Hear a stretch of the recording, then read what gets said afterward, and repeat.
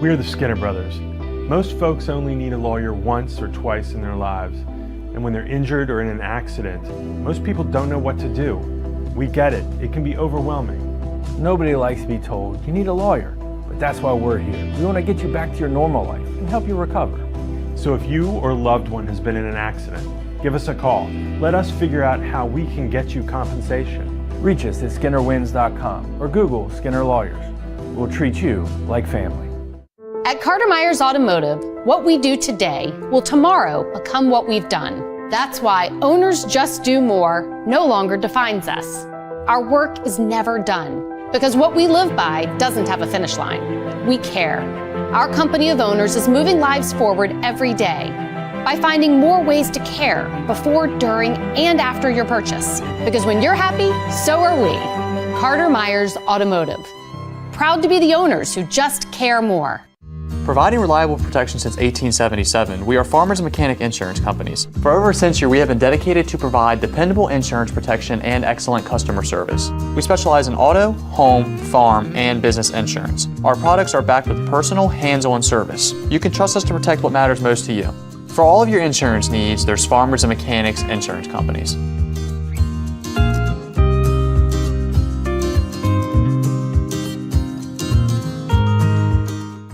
With 4 new car dealerships and 4 used car dealerships in 3 states, Parsons is the largest used car and fastest growing new car dealer in the tri-state area. Take Parsons Ford with huge savings on hundreds of new Fords, financing from 0%, Parsons' goal of financing for all, and Parsons' famous above market trade-in allowances that help make Parsons #1 for used cars too. See why so many won't buy anywhere but Parsons Ford in Martinsburg. We became #1 by making you #1 first. Parsons.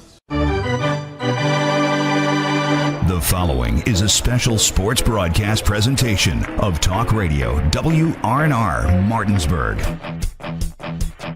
Play ball! It's time for the fun and excitement of West Virginia high school baseball. Today's game is being brought to you by Parsons Ford, Brock's, the Heffley Motor Company, the Wagner Law Firm, Farmers and Mechanics Insurance Companies, the Mirius Group of Ameriprise Financial Advisors, the Skinner Law Firm, the Browns Funeral Home and Cremations, Robert Fields and Sons, Orsini's, Carter Myers Automotive, Century 21 Modern Realty Results, the Palace Lounge, Cody's Auto Body, WVU Medicine, Berkeley and Jefferson Medical Centers, Hagerstown Ford, the Berkeley County Health Department, Smallwood and Small Insurance, Mother Shuckers, L.A. Roberts Jewelers, the Dutch Miller Auto Group, and the Mansion Freddie Law Firm. And now for the pregame show. Let's go out to the field and join our Talk Radio WRNR broadcast team.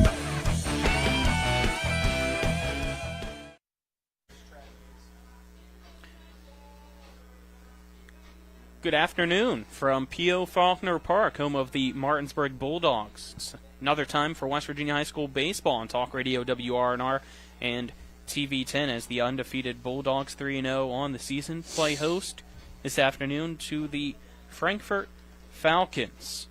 Pre-game show is brought to you by Skinner Accident Injury Lawyers, representing accident injury claims for over 50 years. Go to SkinnerWins.com. Colin McLaughlin here for Talk Radio WRNR and TV10. Alongside me is Trip Tobin, our on-site producer, moving up in the world. Aiden Sensabaugh. Back at the studio is Nick Verzolini.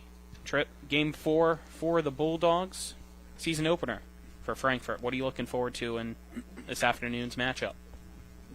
Well, Martinsburg's been a little bit inconsistent. They have those 2 blowout games, and they had a real tight game there with Spring Mills, a little bit consistent at the plate, so I'm sure that the Bulldogs are looking for more consistency at the plate, game in and game out.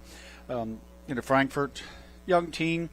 They come up here, season opener, it's cold. Probably didn't get a tremendous amount of time on the field at practice, with the way the weather's been. So, but they look like they're an athletic bunch, ready to come out here and play, give Martinsburg a game. And Lane DeLauder is going to go out there for Martinsburg. He's going to be, a tough task for the Falcons. But as we've seen with the Spring Mill Cardinals, sometimes the youth and the exuberance of the youth, it comes out and just has a never say die attitude, and if Frankfort can bring that to the table and put Martinsburg, back to the wall a little bit. It might force them to make a few mistakes, but I look for Martinsburg to be more consistent, create some chaos on the base paths, shorten up the swings, and hit behind runners and do the things that they need to do that they didn't do in the Cardinal game.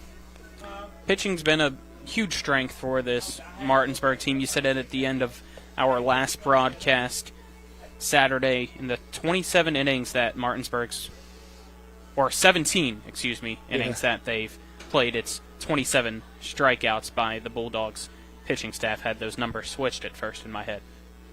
Yeah, incredible job. And on top of that, just I believe 3 walks. So I mean, shutting down the free bases, strikeouts are there's no errors when there's strikeouts unless you get a drop third strike or something. But a lot of outs in those arms. Those guys do it themselves. You get a lot of soft contact. And we haven't seen that pitching staff get squared up much this year. Sweeney got hold of a fourth pitch of the game fastball. He sent it over the left field wall. But other than that, Martinsburg's pitchers have thrown to soft contact or just have been unhittable.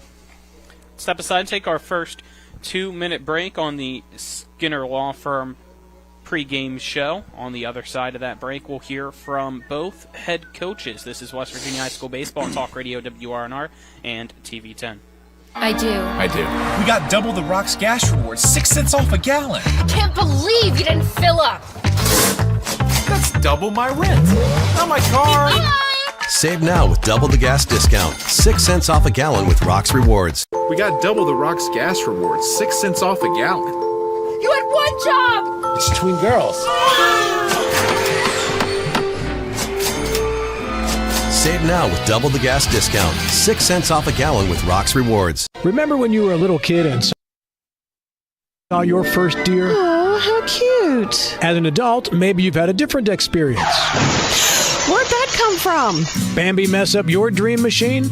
Call Cody's Auto Body today at 304-901-4777 and get the work done right the first time. Cody's Auto Body, 851 Wilston Street in Martinsburg, has a team of auto body professionals with a lifetime of experience putting your ride back together again, regardless of how it got that way. Cody's Auto Body. Not sure where to go or who to trust with your flooring project? And start with Trips Flooring, proudly serving the area for more than 25 years, specializing in floor sanding and refinishing, along with installation of new flooring, including hardwood, tile, vinyl, laminate, carpet, and the hottest trend in flooring, luxury vinyl, tile, and luxury vinyl plank. Are you on a budget? Check out their warehouse, cash and carry, or call 304-229-7009, or visit them online at tripsfloorsanding.com. After a car accident, what do you get when you call Mansion Ferretti? You get more experience from a local law firm with over 115 years of combined service. More respect from a team who treats clients like their own family. And more fight, because we want you to get every dollar you deserve. Experience, respect, results. If you've been injured, that's what you want in your lawyer. And that's what you'll get when you call us. Car accident? Get more with Mansion Ferretti. 304-264-8505. Welcome back here to P.O. Faulkner Park. It's now time for our coaches' interviews as we continue the countdown to first pitch between Martinsburg and Frankfort. Coaches' interviews are brought to you by Parsons Ford at 1400 Shepherdstown Road and online at parsonsford.com. They became number one by making you number one first. Parsons. Now joined by the head coach of the Martinsburg Bulldogs, Aaron Byler. Coach Byler, your team off to a 3-0 start, back in action at home against Frankfort. Just start off with the positives that you've seen from your team so far in the first 3 games. Well, I think first and foremost our starting pitching has been really good, and we hope for that to continue today. Our defense has played really well, although they haven't really been tested too much. And besides the Spring Mills game, I think we've done a good job of getting runners on, getting them over, and getting them in. So we're just looking for all that to continue today. What are some other maybe improvements that you want to see from your team? Well, just overall energy level. We're going to have to create our own energy today. 4:30 starts, a little different start time for the guys. It's obviously cold and windy. Talked to them pregame about not letting the weather affect them, and we just want to be 1-0 today. We just want to take care of business today and be 1-0 and let the rest take care of itself. You guys take on Frankfort. It's their season opener, I believe. What are your expectations from them coming down to Martinsburg? Well, first, it's their season opener, so anytime it's your opener, you're excited to play, and they won't let the weather affect them. I think they're really well coached. I think they have some good young talent and a mix of young and old talent. So, Frankfort's a very capable baseball team. I mean, they were in the state final 2 years ago. So we expect, it might be our toughest task to date with them coming in here today. So we got our hands full. You guys going with Lane DeLauder on the mound for his second start of the year. What are you hoping he brings over from the first start? He threw 70% strikes in his first outing, so that's what we're looking for him to do. If Lane throws strikes, he's very tough, and there's no secret about that. So we just look for him to throw strikes. So let his defense work behind him. Like to get some runs on the board for him. We didn't do a very good job of that against Spring Mills. I think he was very deserving of getting that win against them, and unfortunately got a no decision. So we'd like to get his first win as a Bulldog under his belt. So that's the goal today. Anything else, Coach? Thanks, Colin. Thank you. Best of luck. Now joined by the head coach of the Frankfort Falcons, Matt Miller. Coach Miller, season opener for your team. Just tell us a little bit about the program. Season opener night, we scheduled a week late because of being a smaller school. We have a lot of two-sport athletes, so we're looking forward to this year. We got a lot of talent coming back. We're still a little bit young. We got 3 seniors and then a couple of juniors and a lot of sophomores. But we got a lot of guys returning last year that started as freshmen and sophomores, so we're excited about the year. And we challenge ourselves with playing these schools that are larger than us because it gets us ready for later in the year. Just tell us a little bit about some of the guys coming back, how much they've grown during the off season. Our 1, 2, 3 hitters are all back, and Lance Orndorff, he's going to start tonight on the mound. He's a sophomore, works really hard, those low 80s, and he's going to get the start. And then we're going to come back with our senior Cam Lynch will be the next guy on the bump, and he's our 3 hitter. He's really improved hitting the baseball, and Blake Jacobs is looking really good in the early season for us at practices and in our inter squad and in our scrimmages. He's hitting the ball really well, so looking forward to that. And then the 4, 5, 6 guys are also back from last year that were all freshmen and sophomores, and they're going to be back as juniors and sophomores this year, and they're getting bigger and stronger. We basically are playing the same lineup. We're just a year bigger and stronger. Is there any change in a mentality or a approach style for a game against a bigger school compared to schools more on your classification, or do you kind of just give a message to your team of go out there and same way, same time? We're going to compete against anybody we play the same way. We're going to play hard. We're going to do the best we can. Larger schools, we've done it for years to challenge us, and it makes us better. And we're a good team. Like, we've got a lot of young guys, but we're talented. And baseball's 21 outs, whether it's against Martinsburg or whether it's against Paw Paw. So we got to get 21 outs. Got to play the same game the same way. Anything else, Coach? No, thank you very much for having me. Appreciate you. Thank you, and best of luck. Thanks. That was our coaches' interviews brought to you by Parsons Ford of Martinsburg. We'll step aside and take another 2-minute break. On the other side of that break, we'll get you today's starting lineups, EPAC Baseball Roundup, weather, and more. This is West Virginia High School Baseball on Talk Radio, WRNR, and TV 10. Burke, Schultz, Harmon, and Jenkinson, where accident, injury, and disability lawyers with over 120 years combined local trial experience. When injury or illness has stopped you from working, you may be eligible for Social Security disability. Ron Harmon has been winning disability claims for over a quarter of a century. Don't hire some out-of-state firm. Ron Harmon's in Martinsburg. He will meet with you right here in our office. Get a local lawyer you can trust. Call 304-LAWYERS for a free consultation. 304-LAWYERS or 304-263-0900. At Carter Myers Automotive, what we do today will tomorrow become what we've done. That's why Owners Just Do More no longer defines us. Our work is never done because what we live by doesn't have a finish line. We care. Our company of owners is moving lives forward every day by finding more ways to care before, during, and after your purchase. Because when you're happy, so are we. Carter Myers Automotive. Proud to be the owners who just care more. The WVU Heart and Vascular Institute is pleased to announce that thoracic surgery with Dr. Shalini Reddy is now available in Martinsburg at WVU Medicine Berkeley Medical Center. Dr. Reddy has practiced thoracic surgery in the region for over 8 years and offers robotic laparoscopic surgeries for the lungs, esophagus, and more. For more information about thoracic surgery in Martinsburg, check us out online at mywvuheart.com. The Palace Lounge in Martinsburg is the place to be. Join us every night to relax and enjoy football or basketball games featuring either the Martinsburg Bulldogs, Shepherd University Rams, or West Virginia Mountaineers. We will have steak night every Wednesday, trip nights every Thursday, and now taco and margarita nights every Tuesday. You can find us on Facebook or call 304-267-7520. The Palace Lounge is located at 1350 Edwin Miller Boulevard in Martinsburg. Back to P.O. Faulkner Park for West Virginia High School baseball action on Talk Radio WRNR and TV10. Colin McLaughlin here alongside me is Trip Tobin. Aiden Sensabal's our on-site producer. Back at the studio is Nick Verzolini. First, we'll get into today's EPAC baseball roundup. Take a look at some games going on this evening. First, it will be Hampshire at Hedgesville, Musselman at Jefferson, and then Washington at Spring Mills, all taking place later today. Your EPAC baseball roundup is brought to you by Rock's Local Markets with convenient locations around the Eastern Panhandle. Fast, fresh, friendly Rock's. We'll now get today's starting lineups brought to you by Trips Flooring. Not sure where to go or who to trust with your flooring needs?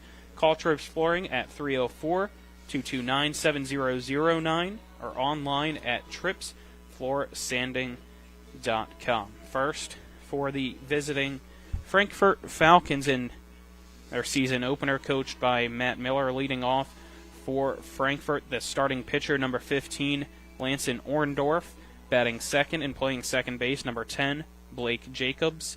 Batting third at shortstop, number 11, is Cam Lynch. Batting fourth in center field, number 2, Jacob Netting. Batting fifth in left field, number 3, Uriah Cutter. Batting sixth at third base, number 13, Jackson Hare. Batting seventh, the catcher, number 4, Jesus Perdue. Batting eighth in right field, number 17, Caleb Atkinson. And batting ninth, the designated hitter, number 27, Landon Kinser. He DHs for the first baseman, number 7, Lane Lease. Trip, you want to give the starting lineup this evening for the Martinsburg Bulldogs? Leading off for Martinsburg today, number 8, playing center field is Isaac Grove. Your number 2 batter tonight's number 5, your shortstop, Carson Buber. Braden Oviedo playing third base, number 24 in the 3 spot. Rasen Weber at second base, number 8. Get Christian Alter out in right field, number 7, batting in the 5th spot. Got number 3, your DH tonight, Owen Rubenthal, DHing for the pitcher, number 18, Lane DeLauder. Batting in the 7th spot, number 27, Jameer Brown, playing first base. Batting 8th, number 20, and doing the catching, Braylon Edwards. And playing left field tonight, number 2, Keegan Everhart, rounding out the lineup. There you go. That's the Trips Flooring starting lineups. Let's now get this afternoon's weather brought to you by CMA's Martinsburg and Winchester dealerships. Proud to be the owners who just care more. Currently in Martinsburg, some partly cloudy skies, 49 degrees. The wind kind of dying down a little bit than what it was yesterday, and for a majority of this morning, still about 11-mile-an-hour wind here and there, up to 22-mile-an-hour gusts, so we'll see how much that plays any effect. Kind of like what it did maybe Saturday, pushing things over to the right field line, looking at the American flag over next to the scoreboard in left field. So, now we can get today's starting battery, brought to you by Cody's Auto Body at 851 Wilson Street in Martinsburg. Call them at 304-901-4777 or visit their Facebook page. First for the home side, the Martinsburg Bulldogs.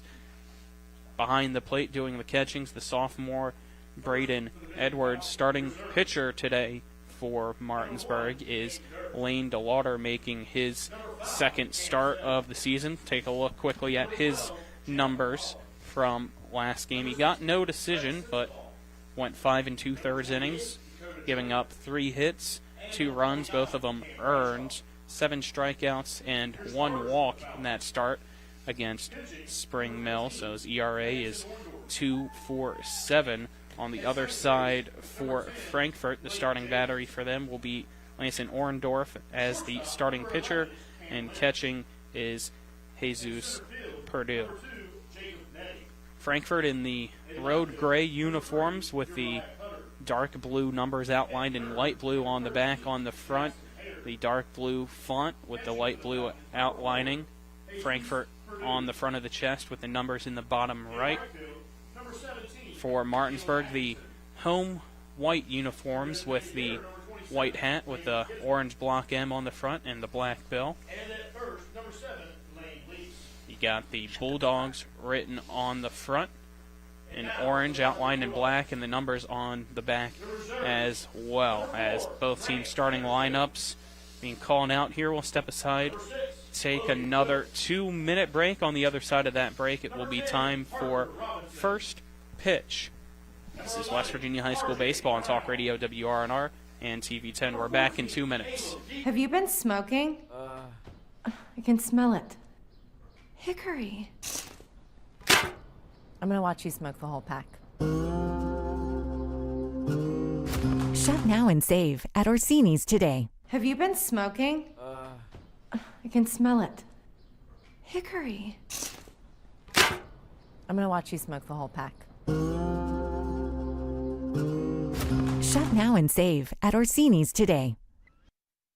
From breathtaking outdoors to unique local eats, world-class geocaching, and thriving local culture, Martinsburg, Berkeley County, West Virginia is where you can live your adventure. Berkeley County offers fantastic outdoor experiences, from our rugged hiking paths to scenic nature paths, public parks, fishing streams, and nature preserves. Cap off your outdoor adventures with a stroll through historic downtown Martinsburg. Join us and immerse yourself in our rich local history and scenic surroundings. Check out upcoming events and plan your adventure at travelwv.com.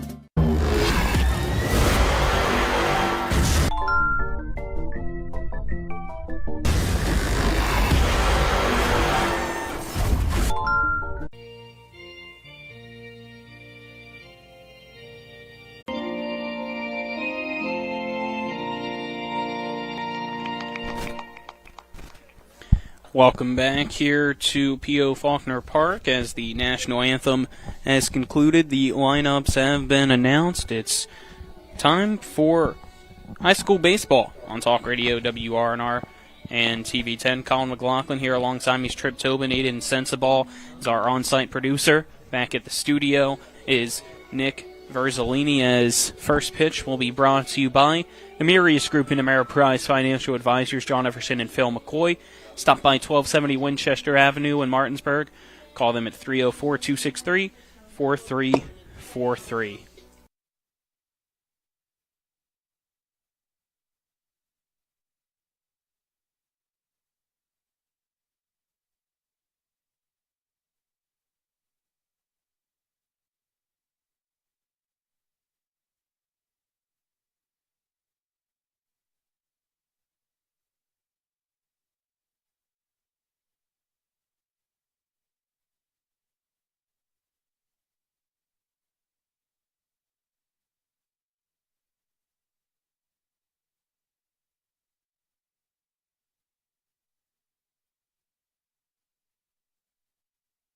The Classical Christian Academy at Bethel is helping create extraordinary futures. So we've seen improvements in our boys on the, as I said, arithmetic, reading and writing. I worked in the county, I worked in public school, and that's what I knew. And I knew I wanted to be able to give her more. So I would recommend this to anyone. You know, our daughter has thrived here. The family-like environment is exactly what she needed. The Classical Christian Academy at Bethel in Martinsburg, equipping children to lead lives of significant impact. Welcome back here. Apologies for technical difficulties. Our equipment kind of kicked us off the air, but we're back.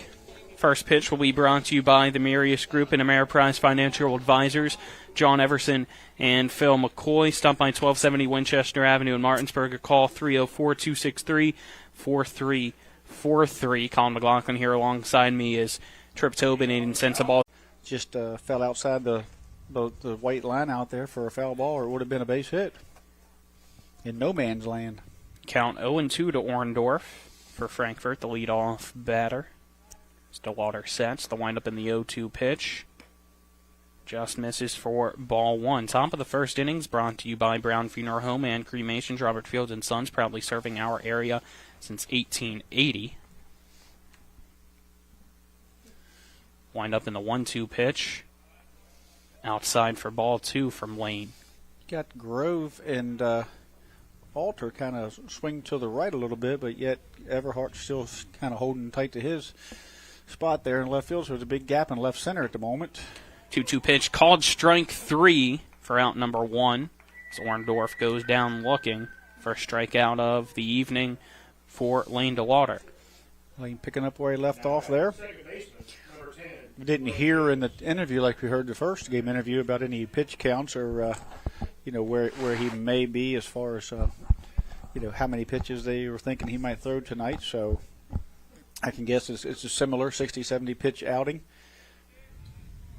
Jacobs up to bat for Frankfort now. First pitch from DeLauder misses for ball one. DeLauder gets the ball back from Edwards. The 1-0 pitch is a blooper. Jumping up, making the catch is Ben Reisenweber, the second baseman in shallow right field for out number two. Nice play by Ben. Good read. And when it come off the bat, looked like it might be a blooper. Ben opened up those hips and took off and went out glove side and stayed with it and made a nice play out there to avoid the base hit. So we have two down. Cam Lynch up to bat, the shortstop for Frankfort. First pitch, let's go by as it misses outside and low for ball one from DeLauder. Cam Lynch, big, tall shortstop, athletic, in the right-hand side of the box here, right-hander. 1-0 delivery. Called strike to even up the count at 1-1. Lynch steps back into the right-handed box. Orange bat in hand against black and orange Bulldogs. The pitch from DeLauder. It's a grounder to the shortstop, Buber. Throw to first, caught by Brown. 3 up, 3 down. Goes Frankfort in the top of the first. We'll head to the bottom of the first after this 1-minute break. This is West Virginia High School Baseball on Talk Radio WRNR and TV 10. Hi, Crescia Hornby here. Larry DeMarco, broker of Modern Realty Results, believes he has some of the best real estate agents in the Eastern Panhandle. Agents at Modern Realty Results have years of experience and knowledge of the local real estate market. Agents within the office work as a team to provide quality customer service. We strive to always ensure client satisfaction through handling every transaction with honesty and integrity, all while offering competitive rates. Modern Realty Results is veteran-owned and managed. Please call us at 262-4222, modernrealtyresults.com. Mother Shuckers. Fresh Florida stone crab straight from the boat to your throat. Blue crabs, king, snow, Dungeness, all available year-round. Try and find that anywhere else around here. Homemade soup specials every day. Mother Shuckers is located at 1014 Winchester Avenue in Martinsburg. Mother Shuckers, we have an opinion. If you don't like it, shuck it up, Buttercup. Come on over. Welcome back to P.O. Faulkner Park. Bottom of the first inning is brought to you by Orsini's Home Store, not just an appliance store any longer. Visit them at 360 Hack Wilson Way in Martinsburg or online at Orsinis.com. 3 up, 3 down went the Frankfort Falcons in the top half of the first. It's now Martinsburg's time to grab the bats as Grove, Buber, and Oviedo lead things off against Lanston Orndorff of the Frankfort Falcons. Coach said he was a sophomore. Young Lanston Orndorff's got his hands full here tonight with a Martinsburg offensive attack that we've seen that can be very explosive. They can be patient. They can run bases really well, and they can really cause some havoc on the base paths and create some trouble for pitchers. So see how he handles that. 39 runs in total in the 3 games, if I'm doing my math in my head correctly for Martinsburg so far. 17 in Game 1, 4 in Game 2, 18 in Game 3. Sounds like Common Core math. I try my best. More fingers and toes than we got. Jesus Purdue had to go over to the first base dugout of Frankfort. Looks like might have changed something with his equipment. He's ready to go. The first pitch from Orndorff to Grove. Swung on and missed for strike one. Grove gave it a little check swing there as the ball was up, and that high fastball is, like I've said over and over, it's tough to lay off of. 1-1 wind-up and pitch is eyeing down the right field line. Tough play for Atkinson, and it goes over his head and lands fair. Hits off the wall. Grove rounding second, heading to third. No throw, and it's a triple for Grove to lead things off for Martinsburg. Yeah, Grove got it. The pitch was on the outer half of the plate, kind of went with it, got a little too much air under it. He might be round in the bag. Right fielder out there chasing it all the way to the line, and just ran out of room there as the ball dropped there just to the base of the fence. As we said, it's going to be tricky over in right field. The wind kind of blowing slightly that way as well this evening. Carson Buber now up to bat with the runner on third in the bottom of the first. Pitch from Orndorff. High fly ball, center field. Backing up is Netting. He makes the catch in right center. Tagging up is Grove. And he comes home to score easily. The sac fly gives Martinsburg an early 1-0 lead over Frankfort in the bottom of the first. Yep, get him on and get him in. Didn't have to get him over. Grove did that on his own by getting the triple out of there. So he got on. Buber did a nice job of getting him in. And that was the thing that they had, that they did 2 out of 3 games this year. Braden Oviedo up to bat now for Martinsburg. Nobody on, 1 out, up 1-0. Pitch from Orndorff. Catches the inside part of the plate for strike one to Oviedo. Big curveball. Backed him off the plate, dropped right in there. A really nice pitch there. And Oviedo kind of adjusts his stance, more open into left field in that right-handed box as the 0-1 pitch. Big swing and a miss from Oviedo for strike two. You heard the coach interview say he could push in the low 80s, could Orndorff, and I believe that's definitely true here. He's got a little bit of velocity there on it, a nice off-speed curveball. 0-2 pitch. Misses low. Count now 1-2. Frankfort faithful was wanting that pitch. They had a low strikeout to lead off the game there for Orndorff. That was called strike 3. So Oviedo fouls off the next pitch from Orndorff, keeping the count at 1-2.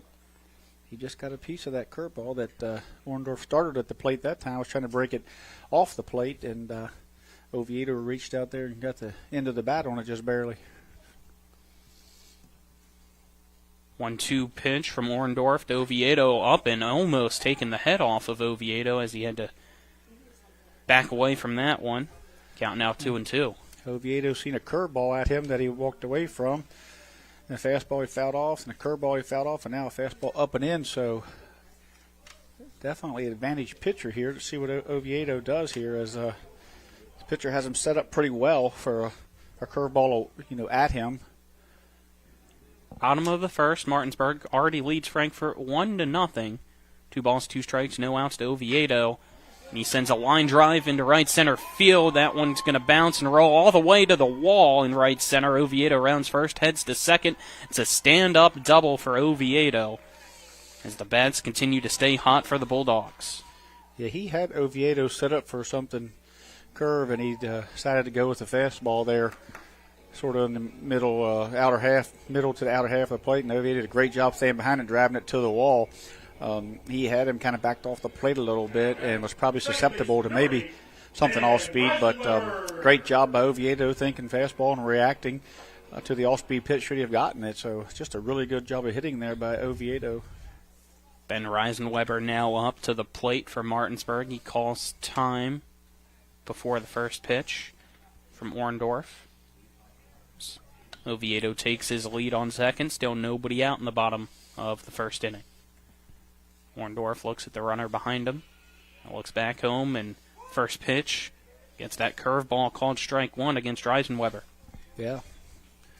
Yep, that just kind of freezes the batter there, backs him off. Nobody wants to get hit on a day like this, that's for sure. So see that ball coming at you, your first reaction is to get out of the way, but has a pretty good sweeping bend to it. The 0-1 delivery. Fastball gets past the catcher, Purdue, and heads to the backstop, allowing Oviedo to take third easily. Saw Frankfort kind of practicing that with Purdue during warm-ups before the game. It's that brick backstop a little bit tricky to get the bounce off of. 1 ball, 1 strike, 1 out. Pitch. Check swing. Waiting to see if there's an appeal or if they just call it a ball. And it looks like they call it a ball 2 to Reisenweber. It's a tough appeal there with the umpire out there behind the pitcher with a runner on third. He's not down to traditional first base spot and only 2-man crew, so he really doesn't have a great angle to make that call on the appeal, that is. Reisenweber steps out of the box against Orndorff, now steps back in. Reisenweber wearing that cold weather gear up around his neck and mouth. 2-1 pitch, misses high for ball 3 from Orndorff. Count now 3-1 to Reisenweber. Runner on third is Oviedo for Martinsburg as they currently lead Frankfort in the bottom of the first, 1-0, off a sacrifice fly by Buber to score Grove, who led off with a triple. Another timeout called, as looks like right now just some miscommunication between Purdue, Orndorff, and the first base dugout Frankfort coaching staff on pitch call. Looks like they have it underway in a 3-1 pitch, swung on and missed by Reisenweber. The count now 4-3-2. Yeah, fastball kind of challenged him a little bit up, and Ben just missed it there. So 3-2 count here. See what Orndorff goes with. Payoff pitch. Fouled off and out of play. We'll do it all over again. Orndorff still hasn't shown that he would throw that curveball when he's behind in the count and or in a 3-2 count. So we'll see how much faith he has in it. He's thrown it a lot of 0-0 counts and when he's gotten way ahead, but you know. Another 3-2 pitch from Orndorff. Misses high for ball 4. So he opted for the fastball again. So Reisenweber walks his way down to first base. Martinsburg has runners on the corners now. Still 1 out. Coming up the bat is Christian Alter, 5th batter in the lineup for the Dogs. Alter also has the cold weather gear on, but he's choosing to leave it just down around his neck instead of up on his face like Ben had in his at-bat. First and third, see what Martinsburg does here. 1 out. Pitch from Orndorff. High and inside, it misses for ball 1 to Alter. Maybe Martinsburg's opting to see if they're going to, if Orndorff's going to lose his control here a little bit. Maybe Martinsburg's waiting, see if they had a play on, but certainly a little game of cat and mouse when you get to first and third situations. 1-0 pitch. Upstairs for ball 2 to Alter. Threw that curveball 1-0, and it didn't even break down for him. He stayed up. The left fielder's kind of warning track. Center fielder normal depth, right fielder normal depth. 2-0 pitch. Fouled off into the net behind home plate. Count now 2 balls and 1 strike for Alter. The ball gets recovered down that first base line and underhand toss to Orndorff. Slowly makes his way back up to the pitcher's mound. Coach Byler giving signals over there. And we haven't seen Reisenweber break yet on the first and third. We did see a swing here by a 2-0 swing by Alter. Runner from first is going. It's a hit-and-run situation. Fly ball to right field. Underneath it is the right fielder, Caleb Atkinson. He makes the catch for the 2nd out. Oviedo tags up at third. Comes home to score. Staying put at first is Reisenweber.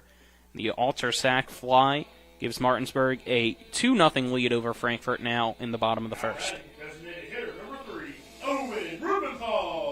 Martinsburg doing a nice job of not leaving those runners in scoring position tonight, whether it be by sac fly or what have you. But you'd hate to leave runners on base, especially with 1 out or less, as we're not seeing much of a hold over here by Frankfort. First pitch to Owen Rubenthal. Misses for ball 1. First baseman's kind of backing up, left-handed batter. Just staying in Ben's hip pocket there a little bit.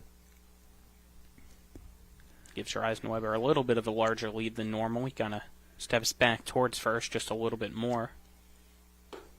Next pitch misses outside. It's ball 2 to Rupenthal. Oh, and designated hitter today for Martinsburg, a traditional DH for the pitcher spot in Lane DeLauder. A little national or a little American League baseball. Now Major League Baseball. Major League, yeah. Across the board. Pitch low and away. Count now 3-0. You like that rule? Did you like having the National League allow pitchers and American League not? No, I think it should have been just. I mean, I like the DH rule. I like to see pitchers not have an easy out. Make them fight for it, right? If you're at that level. I agree. 3-0 pitch. Called a strike as Rupenthal kind of went through the motion with his body, but not his bat. Yeah, I think he was timing it up. Good job there. 3-0. Go ahead and time up that fastball. Get those hips rotated a little bit. Hold that bat back. And, Rupenthal, good time to throw over. 3-1 with 2 outs. Good time to run, as well. So. Yep, the pickoff attempt unsuccessful as Reisenweber slid back in head first safely. Horndorf sets. Takes his time on the mound. The 3-1 pitch now coming, and it's a liner ripped in right center field. That's going to one-hop into the glove of the center fielder netting, and it's a single for Rupenthal. Runners at first and second now for Martinsburg. As Jameer Brown due up. That ball was hit on the nose. Good thing center fielder out there kept his glove down there and got a glove on that because it hit the ground. And the ground's kind of hard right now. Haven't had a lot of rain like we expected over the weekend, and a lot of wind has dried the ground out. So seen him early in practice taking a little bit of IO, and you could see the ball bounce around the outfield. So a little bit of a break there for Frankfort, and a great defensive play by the center fielder that it's kept it in front of him. First pitch, a fly ball to center field. It looks like Netting should be able to get this one, and he does. As Brown goes down, first pitch swinging to end the inning. So 2 runs on 3 hits. No errors, 2 left on base.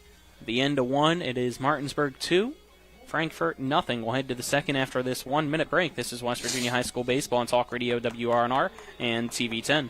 Mother Shuckers. Fresh Florida stone crab straight from the boat to your throat. Blue crabs, king, snow, Dungeness, all available year-round. Try and find that anywhere else around here. Homemade soup specials every day. Mother Shuckers is located at 1014 Winchester Avenue in Martinsburg. Mother Shuckers, we have an opinion. If you don't like it, shuck it up, Buttercup. Come on over. I do. We got double the Rock's gas rewards, 6 cents off a gallon. Can't believe you didn't fill up. That's double my rent. Not my car. Save now with double the gas discount. 6 cents off a gallon with Rock's Rewards. We got double the Rock's gas rewards, 6 cents off a gallon. You had one job. It's between girls. Save now with double the gas discount. 6 cents off a gallon with Rock's Rewards. Welcome back here to Theo Faulkner Park as we head to the top of the second inning, which is brought to you by the Heffley Motor Company, located at 993 Hedgesville Road in Martinsburg. Nice place to do business. 2-0. Martinsburg leads Frankfort at the end of 1 due up. For Frankfort, the 4, 5, 6 batters, Netting, Cutter, and Hare. Frankfort said the top 6 are guys that are returning varsity innings. So, these guys here have seen varsity pitching last year. And first pitch swinging. It's a one-hopper to the shortstop, Buber. It's throw to Brown at first in time before Netting's able to step on the bag for out number 1. Nice job by Buber. That ball was smoked pretty good, and he never once flinched away from it. Just took it right in the belt buckle in the gut. Caused him a little bit. He wasn't able to get his footing going towards first, so he gathered himself and got his footing going that way instead of sometimes when you get back on your heels like that, it causes you just have an errant throw. But he swallowed it up and then got his feet underneath of him. Made a nice throw. First pitch from DeLauder to Cutter misses low for a ball. I was talking with Frankfort's coach, Matt Miller, before the game, saying last year they actually got to face DeLauder when he was at Hedgesville and did pretty well against them as that one fouled into the net right in front of our window. This is the Frankfort team that we seen in Myrtle Beach that played the game before Martinsburg and had a big win down there in Myrtle Beach there before us last year. And a lot of these returning kids are on that team. Cutter sends a long fly ball to center field. Backing up is Grove, and it hits the wall. Cutter has a stand-up double, the first hit of the evening for Frankfort, as he does a little dance there. Not sure what that dance was on second base, but he's happy. If I had to guess it, something that certainly was a little jig he had there on there, wasn't he? Danced a little jig for him, but took a fastball, used the Lauder's velocity against him, got some good wood on it, and sent Grove all the way to the base of the fence out there, deepest part of the park. First pitch now misses outside to Hare from DeLauder for ball one. And like Coach Bowler said in the interview, this team's well coached. You know, you heard their coach talk about he was impressed with some of their hitting and their scrimmages and their inner squad. So look for them to swing the bat. 1-0 pitch taken by Hare. First strike one to even the count up at one apiece.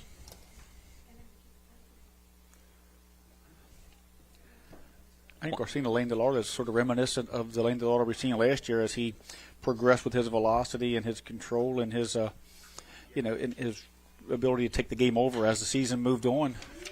1-1 pitch, fly ball to left field. It's shallow, but coming on and underneath it is Keegan Everhart. He makes the catch for out number two. It's really hard to come out in the spring if you're Lane DeLauder and just, he's a power pitcher.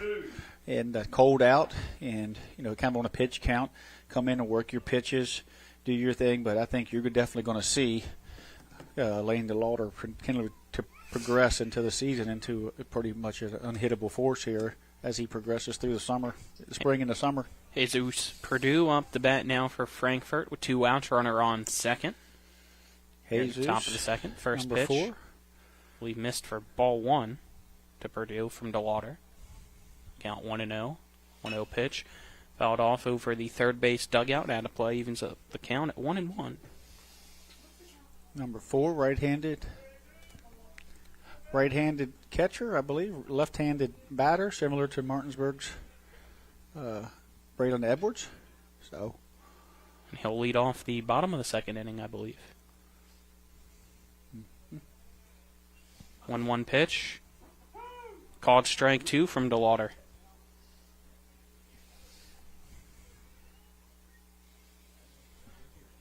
Two outs. Runner on second for Frankfort. Got his toes on that white line. He's not afraid to get up there and put a little pressure on and own the inside of the plate there. See what DeLauder can do with that. 1-2 pitch. He came at him. Yep. Inside, backs up Purdue. Count now even at 2-2. Purdue holding on, keeping that. I think you're going to put that toe off the line a little bit now. Yep, did just slightly now. He puts it back on. 2-2 pitch. Grounded foul down the third base line, keeping the count at 2-2. Took that inside pitch and put that toe back on there, and he said nobody messes with the Jesus. Yeah, it kind of looks like that's what he's trying to do is hit it down that third base line opposite field because, as you said, he has that front foot, right on that white line, and the back foot kind of about a few inches off of it. Now he sends that one to pop up over towards the third base dugout. It's in the coach's box. Oviedo makes the catch, and that ends the inning. So we'll step aside, take a 1-minute break. At the end of 1.5, it is Martinsburg leading Frankfort 2-0 still. This is West Virginia High School Baseball on Talk Radio WRNR and TV10. Why are you laughing so hard?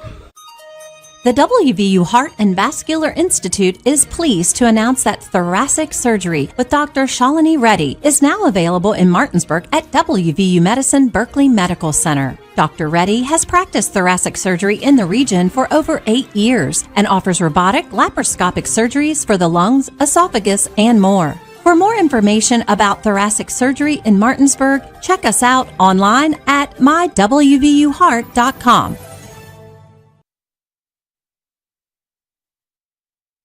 My kids. You know I want the best for you, don't you? We need to have a conversation. End-of-life planning is no one's favorite discussion, but the relief of having everything in place when the hour of need arrives is a gift. Give it to your family. Plan ahead with us. Brown Funeral Homes, a leading provider of cremations, invites you to explore the many flexible options of cremation. From environmental considerations to the benefit of greatly reduced cost, it may be the perfect answer for your family. Online at brownfuneralhomeswv.com. Brown Funeral Homes, here for you. Prevent, Promote, Protect, offering public, clinical, and environmental services at 122 Waverly Court in Martinsburg. 8-9 hitters. Edwards, Everhart, Grove due up for Martinsburg as they lead Frankfort 2-0. Yeah, you can see the catcher here lead off. I believe Caleb Edwards. Caleb has two really good nights at the plate, and like the rest of the Bulldogs, struggled a little bit against in that middle game, but definitely going to be a bat in this lineup that wouldn't surprise me if it moved up by later in the year as he gets some varsity bats under him. He's a typical power kind of guy, more conducive as he gets older to be in that more RBI spot. But right now he's batting this time, and Coach Baller and the Martinsburg coaching staff bring him along here down a spot in the lineup where he can find some pitches he can hit and get him some confidence, and a good job on their part to put him in that position to be successful. Edwards highlighted in that Saturday win over Berkeley Springs with a 3-run home run. First pitch swinging as he fouls it down the third base line out of play for strike one. I got to do my first player interview, and then they put my picture on Facebook with him. It was a big day for all the Might stars. have you do it again today if you're up for it. Sounds good. As long as it's not DeLauder, I have to stand on a box. So do I, but I didn't get that option last time. I'll stand on the bricks. Edwards fouls off the next pitch. The count now 0-2. Yeah, DeLauder towers over everybody on our staff. Maybe next time we send two down there, have somebody stand on the shoulders of the other. We'll make him kneel. We'll make it easier. Could do that as well. This pitch from Orndorff misses outside. The count now 1-2 to Edwards. What is he, 6'7", 6'8"? I don't know. He's tall. He's extremely tall. I would say that. Yeah. He has basketball height on the baseball mound. Edwards chokes up on the bat just a little bit here for this 1-2 pitch oncoming from Lanston Orndorff of Frankfort. Delivery misses outside to Edwards. The count now 2-2. Good eye by Edwards. That ball was on the outer half, certainly on the white on the other side, but being the catcher, understanding, having a couple innings under his belt, and kind of hooking up with James Franklin, the umpire back there, knowing the zone. 2-2 pitch. Staying alive is Edwards as he fouls it off. Out of play. Count 2-2. Keegan Everhart bringing a few foul balls back into umpire James Franklin. Tim Offit, like I said earlier, down there on first. Hasn't had a close play there too much. Had a couple bang-bang plays on the infield ground balls, but been pretty clean so far. 2-2 pitch from Orndorff misses. The count now 3-2. Edwards leads off this bottom of the second for Martinsburg as they lead Frankfort 2-0. Orndorff sets on the mound. Step the wind-up, kick and pitch. High and outside for ball four. It's a lead-off walk for the sophomore Braden Edwards. Ball gets away. A free base there for the catcher. Probably going to see a runner, maybe Wilt. Yep, Wilt comes in to courtesy run as that's the second walk issued from Lanston Orndorff this evening, as now up to the plate, Keegan Everhart. See what Wilt does with his speed. Martinsburg's a 2-0 lead earlier in the game. Maybe you see a bunt by Everhart, maybe you see a steal or a steal and a bunt. Some way to get the runners over and get them in, as Martinsburg likes to play. Everhart squares up the bunt, he misses, and stumbling is Wilt at first, and now they have him in a rundown. Trying to chase him down to the first baseman, Lease. He throws over to the shortstop, Lynch. Lynch applies the tag as Wilt goes down. kind of got caught there as the bunt missed, and when he tried to go back to first, he just slipped and fell. Well, like Coach Ballard said, Frankfort's a well-coached team. Any coach, any good coach will tell you that. And if you're listening out there, if you're a coach, you get a bunt through like that, look to throw down. And if you're a first baseman, expect the baseball because, I mean, those bunts, when those guys bunt through, you know that the runner's going to take an aggressive lead. Now Everhart fouls it off his foot. It's fouled in the box. As umpire James Franklin has it fouled in the box for a 0-2 count on Keegan. But, you know, when you miss a bunt, the ball gets by you, and you're attempting, and you got a runner on base. Those runners are looking to get a little bit extra step there to be aggressive, and each time, expect that ball from the catcher, either back to second, back to first, what have you. Generally back to first, and it worked perfectly. So good coaching by Frankfort. 0-2 pitch, curveball that's low into the turf for a ball. Count now 1-2 to Everhart. And in Logan's defense, he did. Slip a little bit there. I think he caught a cleat there in the turf maybe, but I think without that he gets back. But once he tripped up there, he was kind of caught in no man's land. 1-2 pitch from Orndorff, swung on and missed by Everhart for out number 2.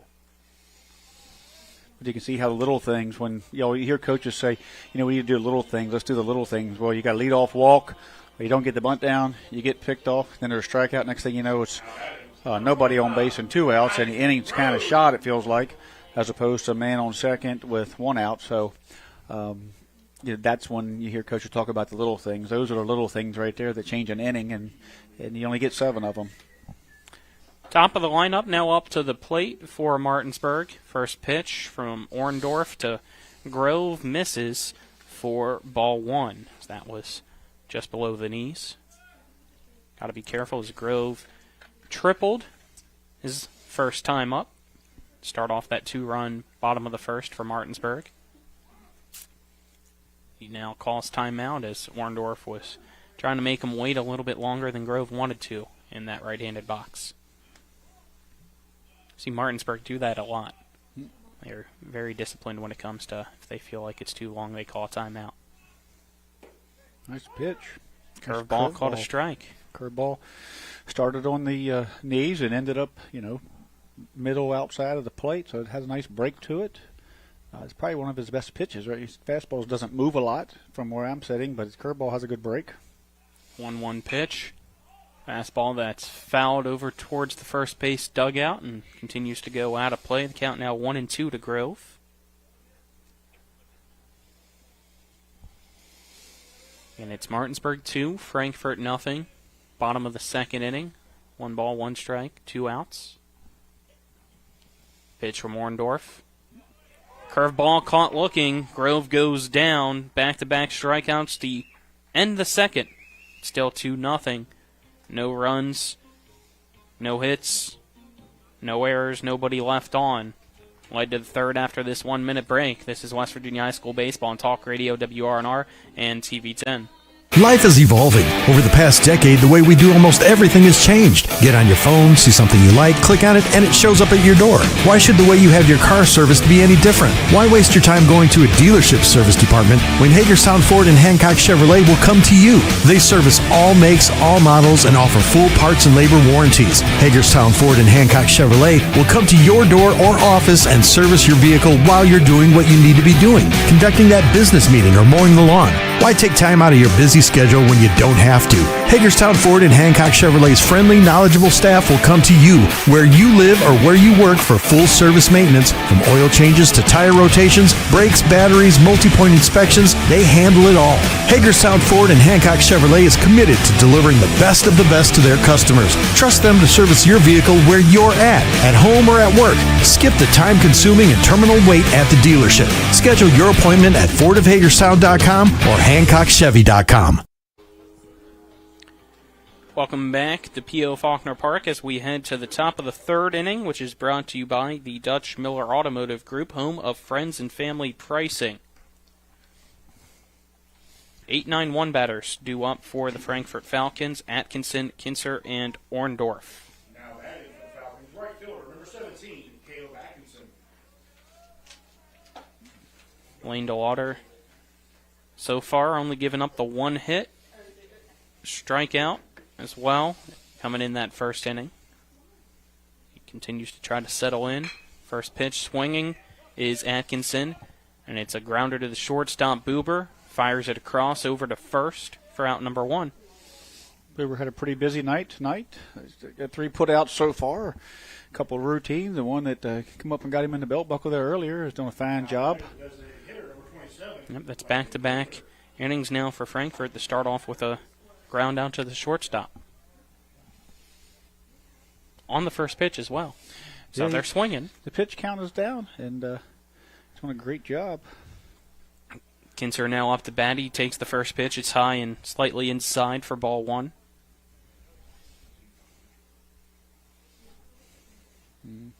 Kinser, the DH for the first baseman for Frankfort. The next pitch from DeLauder misses just outside for ball 2. Lane didn't like that call. Shakes it off. Resets here for the 2-0 pitch. It's a liner past the diving Carson Buber. It's short into left field. It's a single for Kinser. So the unorthodox DH in the 9 hole comes up with a single. When we've seen the lineup and you've seen the DH in the 9 hole, you kind of wondered. Generally you see it a little higher in the lineup. We've seen Martinsburg utilize the DH lower in the lineup last year as well. So it's high school baseball. You get your best 9 hitters in however you can. You can DH for position players. So we see the reason why the DH is in there tonight, hitting for the first baseman. First pitch to Orndorff, and his second at bat from DeLauder stays high for a ball. Kind of just looks like he might have missed the release on what he wanted to be a breaking ball from his reaction on that. 1-0 pitch. Finds the strike zone, does DeLauder. Count even at 1-1 now to Orndorff. 2 things you seen there from DeLauder was he was able to slide step, got out of that big high kick. Last year he got run on a little bit, especially in the summer. We talked about it a little bit, and did a really nice job of holding runners now, not running on him. Right as you said that, he tried to throw over to first to get the runner on first, but slid back in safe. And that showed a lot of growth on his part to work on any weakness in his game, whether it be pitching or just mound presence or pickoffs or what have you. 1-1 pitch, up and in for ball 2 to Orndorff. Lane has the aspiration to play at not just the next level, but going up into the minors and to even follow his brother's footsteps into the majors. So 2-1 grounder to Oviedo at third. Throw to second. Reisenweber over to Brown. 5-4-3 double play will end the top of the third for Frankfort as they go 3 up, 3 down because of it, even with 1 hit. Still Martinsburg 2, Frankfort nothing. Went to the bottom of the third after this 1-minute break. This is West Virginia High School Baseball on Talk Radio WRNR and TV 10. Remember when you were a little kid and saw your first deer? Oh, how cute. As an adult, maybe you've had a different experience. Where'd that come from? Bambi mess up your dream machine? Call Cody's Auto Body today at 304-901-4777 and get the work done right the first time. Cody's Auto Body, 851 Wilston Street in Martinsburg, has a team of auto body professionals with a lifetime of experience putting your ride back together again, regardless of how it got that way. Cody's Auto Body. Providing reliable protection since 1877, we are Farmers and Mechanic Insurance Companies. For over a century, we have been dedicated to provide dependable insurance protection and excellent customer service. We specialize in auto, home, farm, and business insurance. Our products are backed with personal, hands-on service. You can trust us to protect what matters most to you. For all of your insurance needs, there's Farmers and Mechanics Insurance Companies.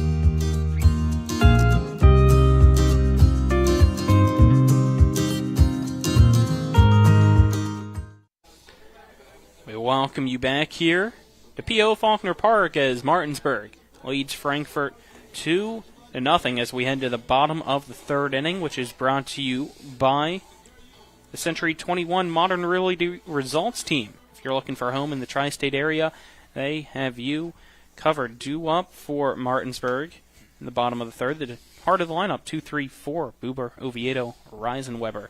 Due up trying to add on to the 2-0 lead against Frankfort. After 3 innings, you have DeLauder at 2 hits, no runs, no earned runs, 1 strikeout, and no walks. A little bit different than what we've seen against Spring Mills, where he's racking up the strikeout numbers here today. Throwing a little bit of contact, getting some help with his defense, and you heard in the pregame interview from Coach Ballard that, the defense hadn't been tested that much because of the pitching has been so good. But today we are getting to see a little bit of the infield play that they have, and it doesn't get much better than Buber, Oviedo, Rasenweber, and Jameer Brown around the horn there. So I think that's something that we're going to see that's going to be a factor in Martinsburg's success this year as well, not just their pitching, but that defense. First pitch to Buber. Curveball misses low and away, trying to get Buber to chase. He doesn't, so it's ball one. And to close out that third inning on Lane, he's only at 31 pitches. 1-0 high for ball two to Buber.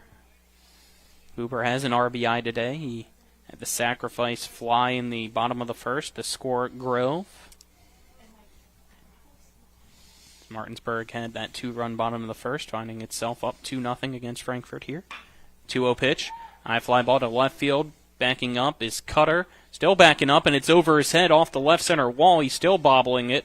That allows Buber to have a stand-up leadoff double for the Bulldogs. Yeah, it looked like he had a beat on it, then he kind of got a little nervous from the fence there. Maybe alligator armed it a bit as he started getting close to that wall out there. And give credit to Buber. He hit it to the alley out there, and the left fielder just didn't have the speed out there to catch up to it. So leadoff double. Last inning, we've seen a leadoff walk, and Martinsburg inning kind of went flat after a failed execution there. So we'll see what they do this inning. Oviedo, big swing and a miss on the first pitch for strike one. Zorndorf went back to that breaking ball.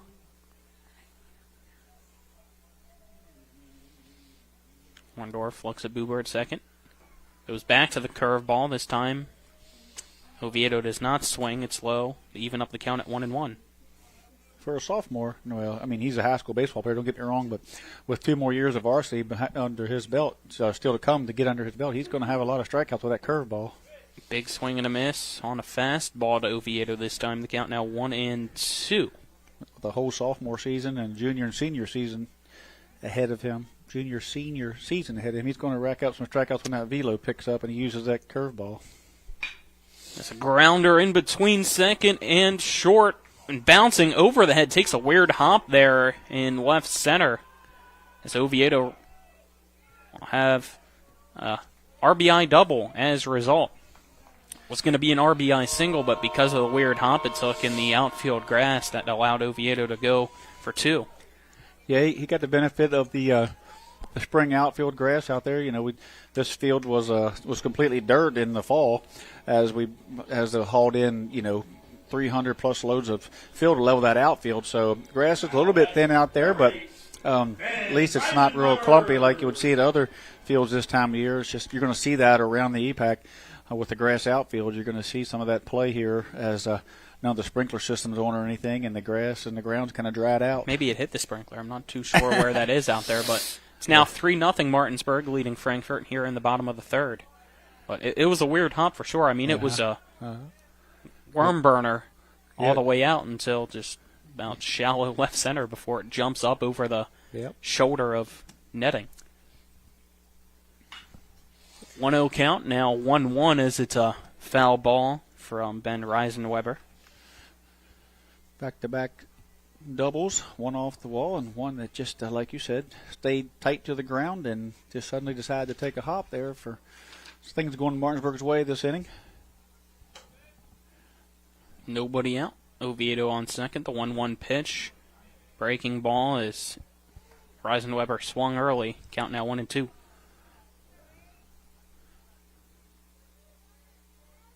Ben still wearing that shiesty on his face.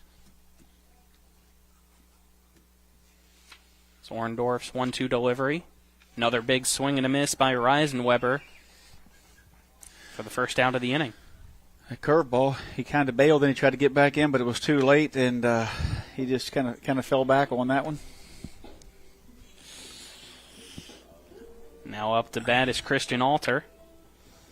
Alter, his last time up, had the other sacrifice fly in the bottom of the first. Score the second run of that half inning. There's that curveball. Yeah, Orndorff really relying on that curveball right now as It dropped in, and I heard the strike call from down below, so the count 0-1 to Alter. It has a big break to it. I'll give him that. It's a very good curveball. And he goes right back to it. This time it misses, though, for a ball. He had Alter walking backwards. Yeah, that's kind of what fooled Reisenweber was that curveball, or the last 2 strikes to retire him. 1 ball, 1 strike, 1 out. Runner on second. Now it's a fastball. Alter times it up. It sends a fly ball to center field. Jumping up is netting. He makes the catch for out number 2. A staying put at second is Oviedo. Yep. Oviedo there, with the 1 out, he's trying to score. So, he's not really tagging up there. He's, if that ball drops, he's got to score there. So, in that situation, he did a good job of coming off. If you're wondering why he didn't tag up, with 1 out there, you're trying to score on anything that gets down. So, good base running there, and he's going to score on a single. But with 2 outs there, you got to hope that ball gets down. You can score on that play. Owen Rupenthal now up to bat for Martinsburg. First pitch was a ball. The next one from Orndorff popped up and out of play over the third base stands. Count now even at 1-1. Rupenthal, first time up, had a single over into right field. If he can do it again, it most likely would be a RBI, as Oviedo's at second with 2 outs. Lets this pitch go by. It's low for ball 2, but kept in front by Jesus Perdue, the catcher for Frankfort.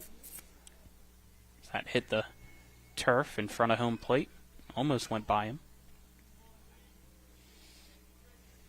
2-1 pitch.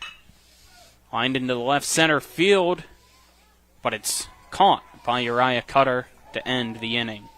Martinsburg still able to add 1 run. They now lead 3-0 over Frankfort as we head to the 4th after this 1-minute break. This is West Virginia High School Baseball on Talk Radio WRNR and TV 10.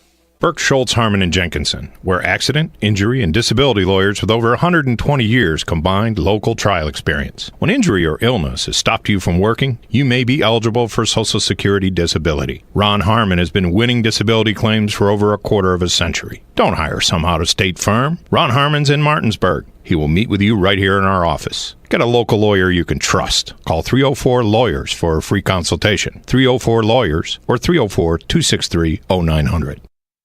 With 4 new car dealerships and 4 used car dealerships in 3 states, Parsons is the largest used car and fastest growing new car dealer in the tri-state area. Take Parsons Ford with huge savings on hundreds of new Fords, financing from 0%. Parsons' goal of financing for all, and Parsons' famous above-market trade-in allowances that help make Parsons #1 for used cars too. See why so many won't buy anywhere but Parsons Ford in Martinsburg. We became #1 by making you #1 first. Parsons.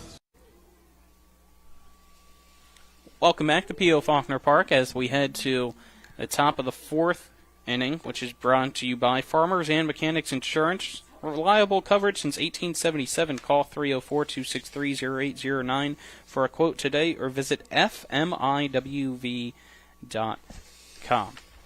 Seeing a little bit of action in Frankfort's bullpen as pitcher Lance Orndorff has reached 59 pitches, give up 5 hits, 3 runs, 3 earned, 3 strikeouts, and 2 walks so far after 3 innings. But he is elevating that pitch count a little bit. So, seeing number 13 out there, and don't have the roster, but 13's warming up. Jackson Hare, I believe, was the third baseman. Looks like he's warming up. Yep, in I believe you're correct.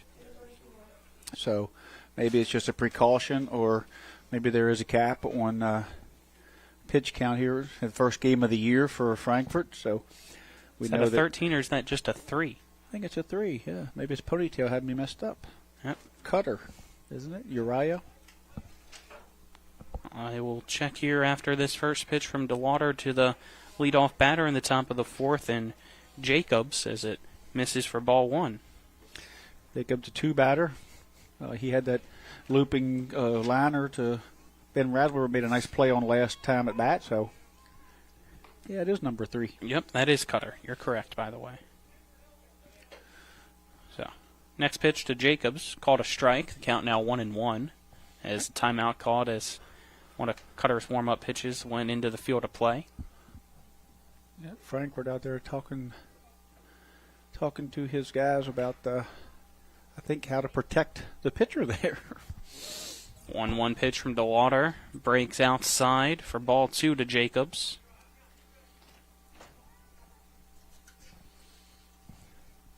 Jacobs was robbed of a hit his only time up as he sends this one into deep left field and over the wall. Liner solo home run for Jacobs gives Frankfort its first run of the evening and makes it 3-1 here in the top of the fourth. That left in a hurry.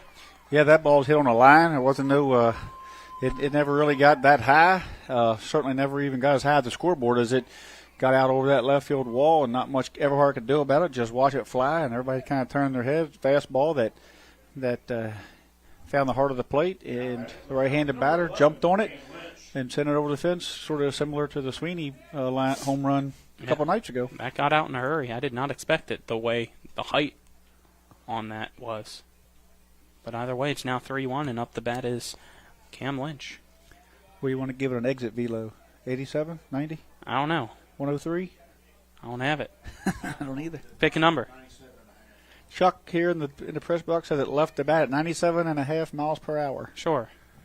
First pitch, 1-0. Next one evens up the count at 1-1 to Lynch. Chuck Lynch on the scoreboard. Cam Lynch at the plate. Yep, 1-1 pitch. Big swing and a miss from Lynch. Count now 1-2 as the second home run DeLauder's given up this season. Yeah. With that short porch in left field and the velo that he throws, it's not going to take a tremendous. Lynch sends this into center field. Grove gets underneath it, makes the catch for the out. Yeah, with that short porch and his velo, you know, it's very possible for you to get the bat on the baseball and get it out of here. Get that aluminum bat and how he throws the baseball. So, you know, but you're seeing tonight that he's not relying on a lot of strikeouts, not throwing all his pitches, not burning his arm out much, one with a tremendous amount of curveballs here. Just kind of throwing, working on a few pitches, throwing the contact. There's ball 1 to the number 2 netting, center fielder. No, left field and right field both 305 down the lines. Not sure how high that new wall is though. Off the top of my head, as the next pitch, the netting caught a strike. Yeah, it's 8 foot. Okay. 8 foot, then it drops down to 5 by the scoreboard and up to 10 there in center field, I believe. Next pitch to DeLauder. Away for ball 2 to netting. Count now 2-1 to him. Maybe 12 foot in the batter's eye. 2-1 pitch. Hit off the end of the bat and over towards first base. Running forward, Jameer Brown. He makes the catch for out number 2. If it'd be 12 foot in the left field, I'm not sure that the home run from Jacobs gets out. No. Because it went over the 8 foot wall about a foot on a line. Maybe not even. It was close, but it broke that branch when it went through. Okay, I didn't see it. Trim some trees. I'll take your word for it. So we got a 2 out. Yep, 2 out. Nobody on. Cutter will step up to the plate. It is Martinsburg 3, Frankfort 1. Top of the 4th inning. Cutter doubled the last time, so you have to, as a coach, you wonder what he's saying to Cutter. Maybe he's saying, "Hey, I know you've seen that home run, but don't be, swinging for the roses here," or quite what you would say to him with no out or 2 outs and nobody on. But certainly something about his approach, I'm sure. Yep. Hey, wanting him to extend this inning. First pitch to Cutter misses for ball 1. Next one inside. Cutter went with a check swing, had to bring it back, almost hit the bat, but just missed, so it's ball 2. Now we're seeing Cam Lynch after that fly out go out down to the bullpen, and it's going to come his way. Yep, this one goes foul over and out of play to the front entrance of P.O. Faulkner Park. Count 2-1. Stillwater sets. 2-1 pitch. It's a grounder over to second base. Reisenweber scoops it up. His throw to Brown at first ends the inning. After the solo home run, DeLauder is able to settle in and retire the next 3 batters, but it is A 3-1 ball game. We'll head to the bottom of the fourth after this 1-minute break. This is West Virginia High School Baseball on Talk Radio WRNR and TV10. Burke, Schultz, Harmon, and Jenkinson, where accident, injury, and disability lawyers with over 120 years combined local trial experience. When injury or illness has stopped you from working, you may be eligible for Social Security disability. Ron Harmon has been winning disability claims for over a quarter of a century. Don't hire some out-of-state firm. Ron Harmon's in Martinsburg. He will meet with you right here in our office. Get a local lawyer you can trust. Call 304-LAWYERS for a free consultation. 304-LAWYERS or 304-263-0900. With 4 new car dealerships and 4 used car dealerships in 3 states, Parsons is the largest used car and fastest growing new car dealer in the tri-state area. Take Parsons Ford with huge savings on hundreds of new Fords, financing from 0%. Parsons' goal of financing for all. And Parsons' famous above-market trade-in allowances that help make Parsons #1 for used cars, too. See why so many won't buy anywhere but Parsons Ford in Martinsburg. We became #1 by making you #1 first. Parsons. Welcome you back here to P.O. Faulkner Park as we head to the bottom of the fourth inning, brought to you by Mother Shucker's Crab Shack, located at 1014 Winchester Avenue in Martinsburg. If you don't like it, shuck it up, Buttercup. It's a pitching change. As Frankfort heads to the bullpen, your pitching changes are brought to you by Smallwood and Small Insurance in Martinsburg, your total insurance solution at 121 Administrative Drive in Martinsburg. Call them at 304-263-3361. Now pitching for the Frankfort Falcons. Coming from shortstop to the pitcher's mound is number 11, Cam Lynch. Now pitching for the Falcons, number 11, Cam Lynch. Trying to see if it's a straight swap or how they move things. It looks like the second baseman, Blake Jacobs, actually moves over to short, and from the pitcher's mound goes Orndorff to second. Orndorff to second, and the second baseman went to short. Yep. So he gets ready to face the bottom of the lineup, Brown, Edwards, Everhart. And as I take a peek here at the champion wall description, it is 12 foot in the batter's eye, 100 linear feet of 12 foot, and then the remainder of the field, other than near the scoreboard, is all 8 foot, and then we have a 5-foot fence there at 43 feet there in front of the scoreboard. So it is 12 foot dead center, 8 foot everywhere else but the scoreboard where it's 5 foot. So beautiful fence out there for these young high schoolers to play on in the Legion here in the summer. And Blake Jacobs cleared it with a laser beam to left field. Start the bottom of the fourth. The first pitch to Brown misses for ball one. This spring season, we've seen, the 3 home runs now? Yeah, one by Edwards, one by Sweeney, and one by Jacobs now? Yep, that's all I can think of as the next pitch to Brown. Called a strike, so the count 1-1. Pitch from Lynch. Just misses the outside part of the plate to Brown. The count now 2-1. Well, Martinsburg leads 3-1 right now over Frankfort in the bottom of the fourth. As Brown leads things off for the Bulldogs. 2-1 pitch. Misses outside from Lynch. Count now 3-1 to Brown. To just recap, Orndorff, 3 innings, 5 hits, 3 runs, 3 earned, 3 strikeouts, 2 walks on 59 pitches. Of those pitches, 35 were strikes. 3-1 pitch. Lined over the jumping Blake Jacobs at short. Hit in the left field. It's a leadoff single for Jameer Brown to start off the bottom of the fourth for Martinsburg. If the 6-foot-tall Cam Lynch, who's now pitching, would have been there, he might get a glove on that one. Who knows? Certainly would have had a little bit better chance as the new shortstop slightly shorter than Cam. Cam's a big, tall specimen there on the mound.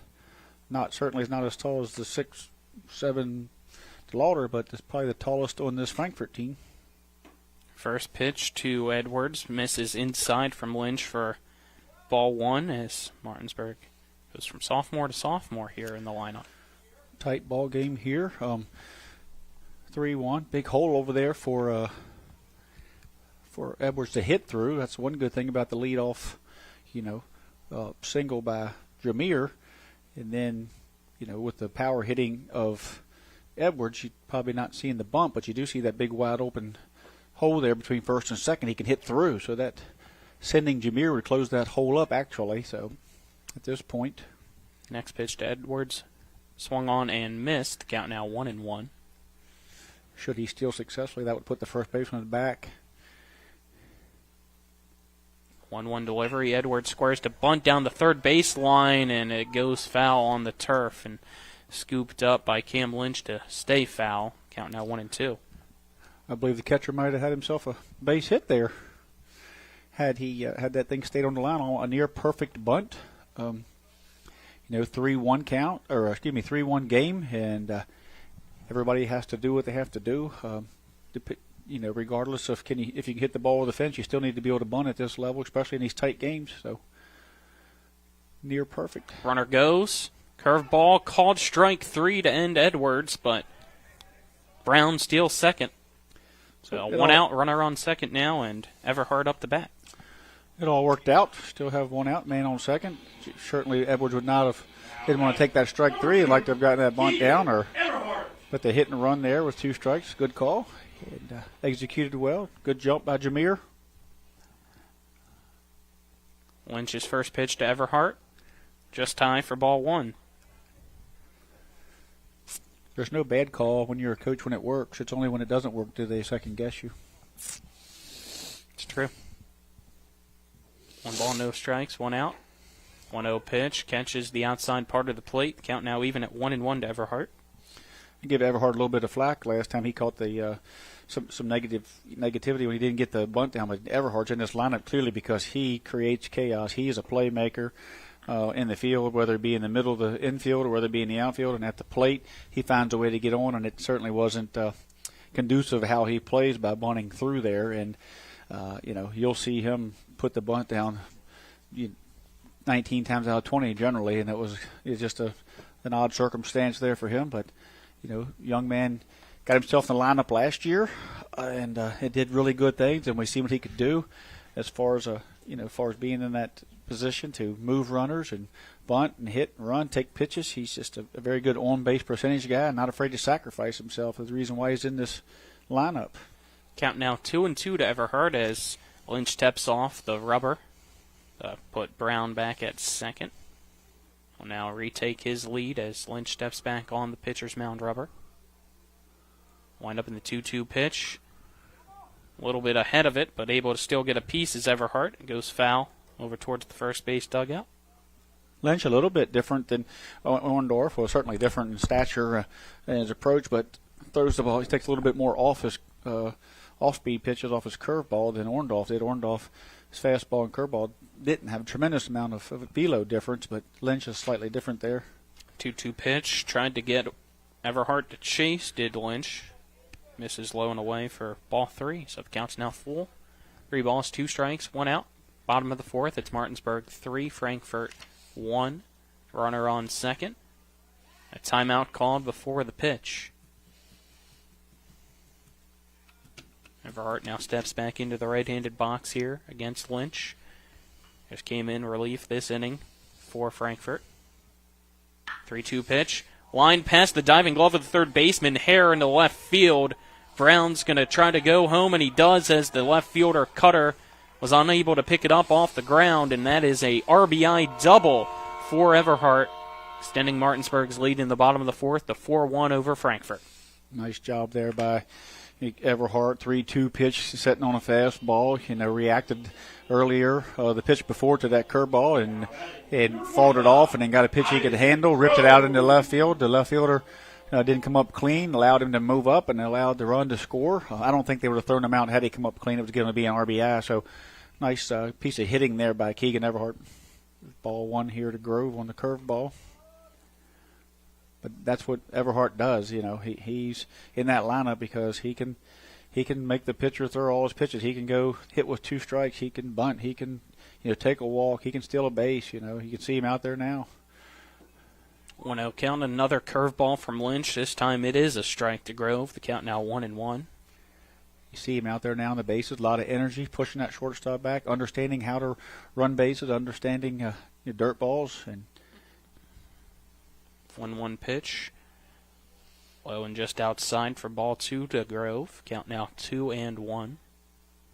Grove 1 for 1 today. He has the triple and then a strikeout looking his last time up. Yeah, you ought to wonder if Frankfort remembers him looking at that curveball for strike 3.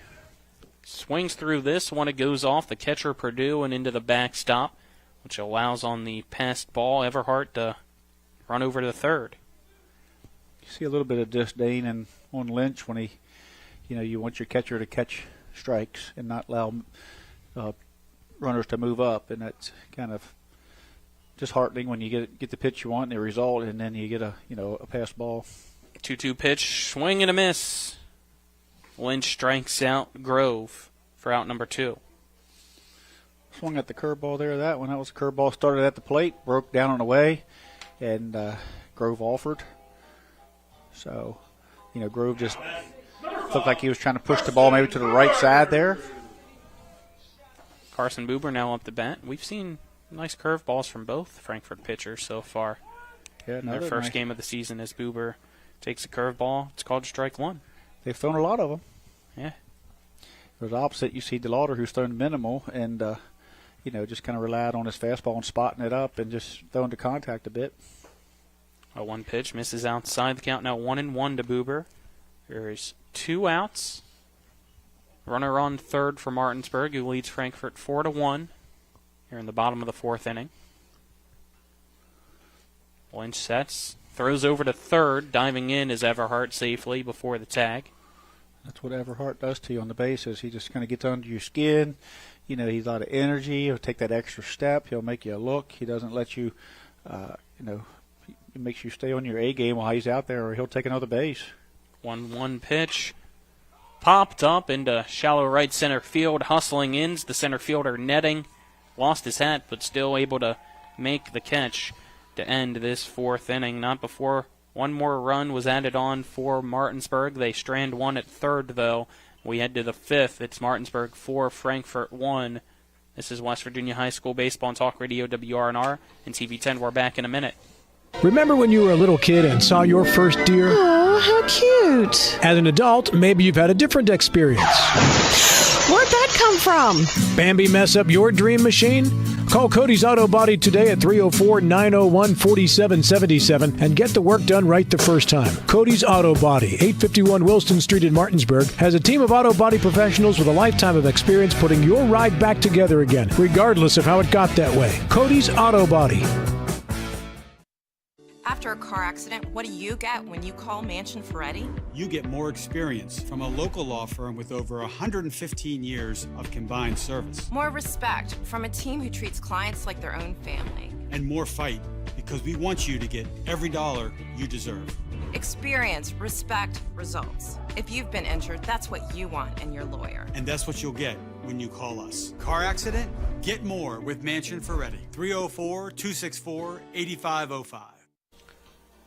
Welcome you back here to P.O. Faulkner Park as we head to inning number 5. And top of the 5th innings brought to you by L.A. Roberts Jewelers, committed to excellence in quality design and craftsmanship, located at 146 North Queen Street in Martinsburg. It's a 4-1 lead, Martinsburg, on top of the Frankfort Falcons. It's due up for Frankfort, Hare, Purdue, Atkinson, the 6, 7, 8 batters against Lane DeLauder. First pitch from DeLauder.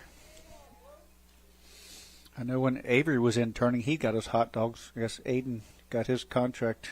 He's not an intern, though. Oh, well, then he can't. No, he's part-time, yeah. Oh, well. This pitch lined in the left center gap over the jumping up Carson Buber. And it's a leadoff single for Orndorff to start off the top of the 5th. Very similar to the blooper that got Ben Rasenweber was able to run down in the first inning. This one just a little bit deeper as Buber opened up those hips, took off into shallow left center field, and it just got over his head for a bloop base hit. My apologies. That was Hare. Even though I said it, I accidentally switched in my brain to Orndorff as Jesus Purdue, first pitch swinging, sends it into right field, and it's back-to-back singles for Frankfort. Catcher might get a runner here. Maybe we can take a look. But, yeah, that happened because you had Rasenweber playing up the middle in the double play depth, and you had Jameer Brown holding, and then the ground ball wasn't hit that hard. It just hit in exactly the right spot. So two seeing eye singles basically here, a blooper and a seeing eye ground ball that got through the infield here that was opened up because the defense alignment has allowed Frankfort to bring the... Another first pitch swing. It's Atkinson sending a fly ball to right center past the diving attempt of Isaac Grove and a diving attempt of Christian Alter. Goes all the way to the wall. 1 run will score. Another one coming home. The throw not in time. And it's a 1-run ball game. A base clearing triple by Atkinson in the top of the 5th. Makes it 4-3. And before I could even say the tying run at the plate, he hit the very first pitch into a gap that seen both outfielders diving and, not let the ball get to the wall there. So once it got past Grove, who seems to be a little bit shook up out there, Alter took not the best route to it and actually had to dive himself once the ball got through. But ball's moving pretty quick, like I say, out here in this outfield, these spring outfields of these high school fields are kind of hard and little hard to read this time of year as the ball bounces around. Again, no sprinklers on or anything this time of year because of the weather, and the ground just gets kind of hard with all this wind. So ball hit the ground and took off and got by both Alter and Grove and allowed Atkinson to get to third. And now you have nobody out, and the tying run is at third. Let's see how Frankfort plays it. Pitch from DeWater to Kinser. Foul down the first baseline as Frankfort continues to swing at that first pitch from DeWater. Martinsburg not coming in, not playing up. As I see, are they going to play infield up? They're going to go ahead and play regular depth, give up the run on a ground ball.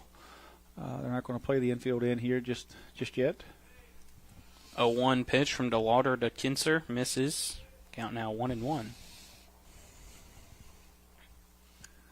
Frankfort starting to make this one a ball game. They have 2 runs here in the top of the 5th.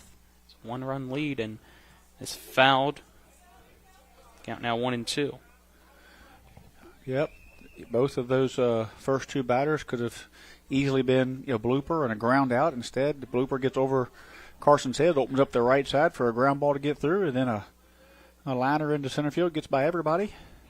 Now a swing and a miss from Kinser as he chases the slider from DeWater for out number 1.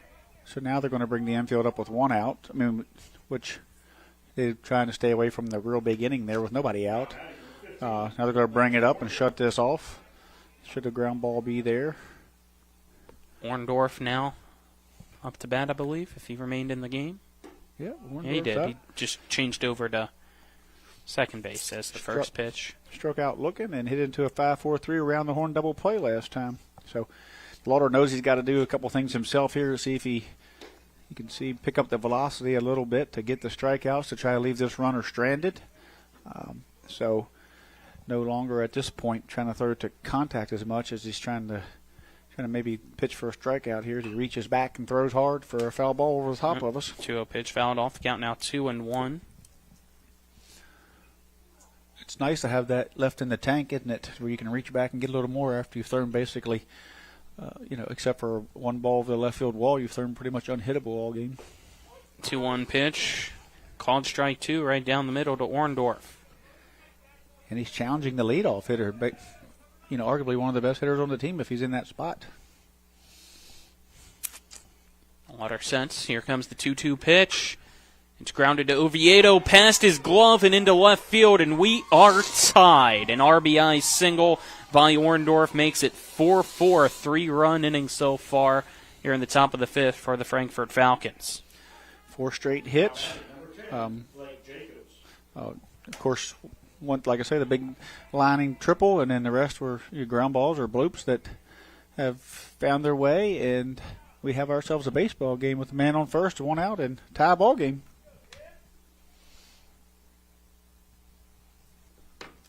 Waters' first pitch, fastball outside to Jacobs for ball 1. Almost got by Edwards, but he was able to extend and snag it.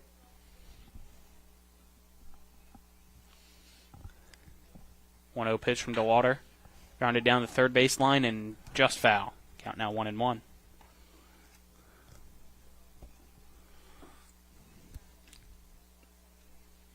Trying to see if there's any action potentially over in the Martinsburg bullpen. I don't think there is.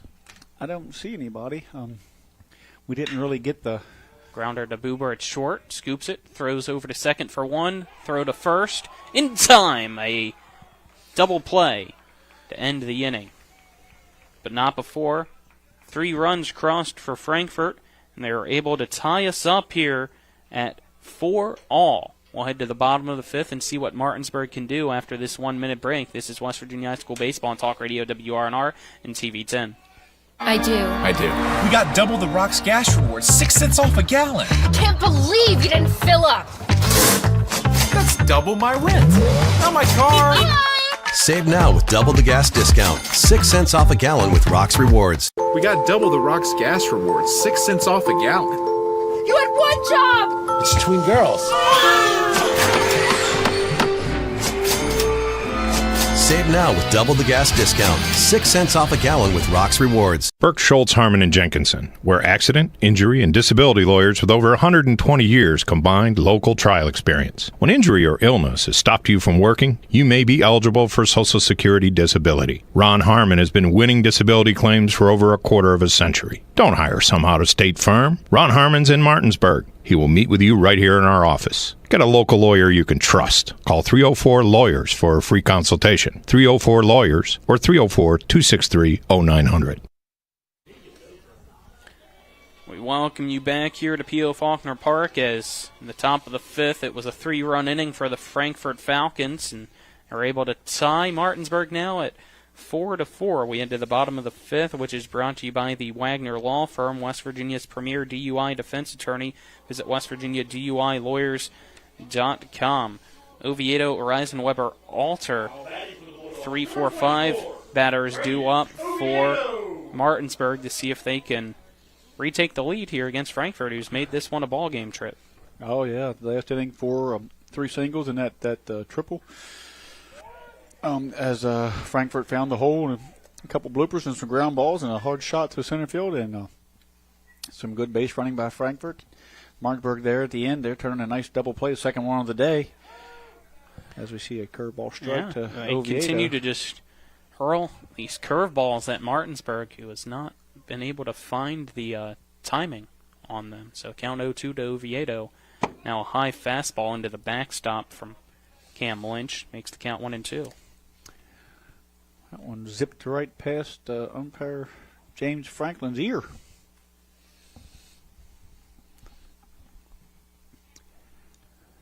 Oviedo had the RBI double his last time up and sends this one over to the third baseman, Hare. His throw across the diamond high, but still snagging it is Lane Lease. Almost getting run into by Oviedo, but they kind of both limit the collision, and it's out number 1. I don't know what the size is over there at least, but he's as tall as Lynch and probably a little thicker, so he certainly was bodied up Oviedo. I don't think he had much of a shot there to try to run through him. Yep, Oviedo kind of realized he didn't want too big of a collision and stopped his sprint as the first pitch from Lynch to Ben Reisenweber, who's now up, is called strike 1. See how this Martinsburg team reacts to getting tied up here. And curveball inside, fouled off by Reisenweber, almost hits the backside of the home plate umpire James Franklin off the net. Count now 0-2. Twice now he's almost gotten hit. I don't know if it would knock sense into him or out of him. Got to be careful down below with this backstop netting. It's like a trampoline as the 0-2 pitch. Breaking ball that squirts and kicks off somebody down below. I think it was the catcher, Purdue, into the backstop, but nobody's on base, so it doesn't matter. It's a 1-2 count. The fastball that went by him earlier would have hurt. That one coming off the net did have some of the velo knocked off of it. 1-2 pitch up and in, almost hits Reisenweber, who has to lean back and go all the way down into the turf. Count now 2-2. Definitely a brush back there, unintentional by all means, but Certainly, he was trying to come in a little bit as the catcher set up in. The ball got away from him. Ball's a little slippery here on these cold days. Don't get no sweat going. We can get a grip. Curveballs. Two-hopper over to the third baseman. Hare runs forward, throws across to first for out number 2. Feeling a little bit of a momentum shift. Something Martinsburg has to watch here is, the last thing they'd want after a 3-run inning from Frankfort is not to create at least a long inning or get base runners on or put pressure on them. A 3 up and 3 down would certainly move the momentum over on the Frankfort side. But see if Alter here can extend this inning as much as possible. Pitch, curveball, called strike 1 to Alter. They're a first pitch curveball throwing team. I think average-wise, you would probably see that they threw more first-pitch curveballs than any other pitch. The 0-1, a fastball. Misses high. The count now 1-1 to Alter. As we're looking into the last 7 outs for Martinsburg, last 6 outs for Frankfort in a 4-4 game. 1-1 pitch. High fly ball into right center field. Let's see who calls the other off. It looks like the right fielder Atkinson calls off his center fielder and makes the catch. Just 3 up, 3 down. Go the Bulldogs here in the bottom of the 5th. Led to the top of the 6th, still tied. It is Frankfort 4, Martinsburg 4. We're back in 1 minute. This is West Virginia High School Baseball on Talk Radio, WRNR, and TV 10. The Skinner family has been representing West Virginians for more than 50 years. We've changed the name of our firm to Skinner Accident and Injury Lawyers because we want to be clear about what we do. We represent people who have been in car, truck, and other catastrophic accidents. We're here to be a voice for the injured and vulnerable, and we take that job seriously with deep commitment to serving our clients wherever they are. Just Google Skinner Accident Lawyer or visit SkinnerWins.com. We'll treat you like family. The Palace Lounge in Martinsburg is the place to be. Join us every night to relax and enjoy football or basketball games featuring either the Martinsburg Bulldogs, Shepherd University Rams, or West Virginia Mountaineers. We will have steak night every Wednesday, trip nights every Thursday, and now taco and margarita nights every Tuesday. You can find us on Facebook or call 304-267-7520. The Palace Lounge is located at 1350 Edwin Miller Boulevard in Martinsburg. In from first. Welcome you back here to P.O. Faulkner Park, just talking our thoughts on what Martinsburg's strategy might be if they need to end the outing for Lane DeWater, who stays out on the mound as we head to the top of the 6th. It's Cam Lynch up the bat for Frankfort. First pitch, big swing and a miss for strike 1 as the top of the 6th is brought to you by Parsons Ford at 1400 Shepherdstown Road and online at parsonsford.com. They became number 1 by making you number 1 first. Parsons. The 0-1 pitch fouled off by Lynch down the third base line and foul. DeLauder's up at around 66 pitches, so probably getting close to his threshold for Martinsburg. And we're just wondering who may come in the save situation. This 0-2 pitch tried to get Lynch to chase, did DeWater, but unsuccessful. So count 1-2.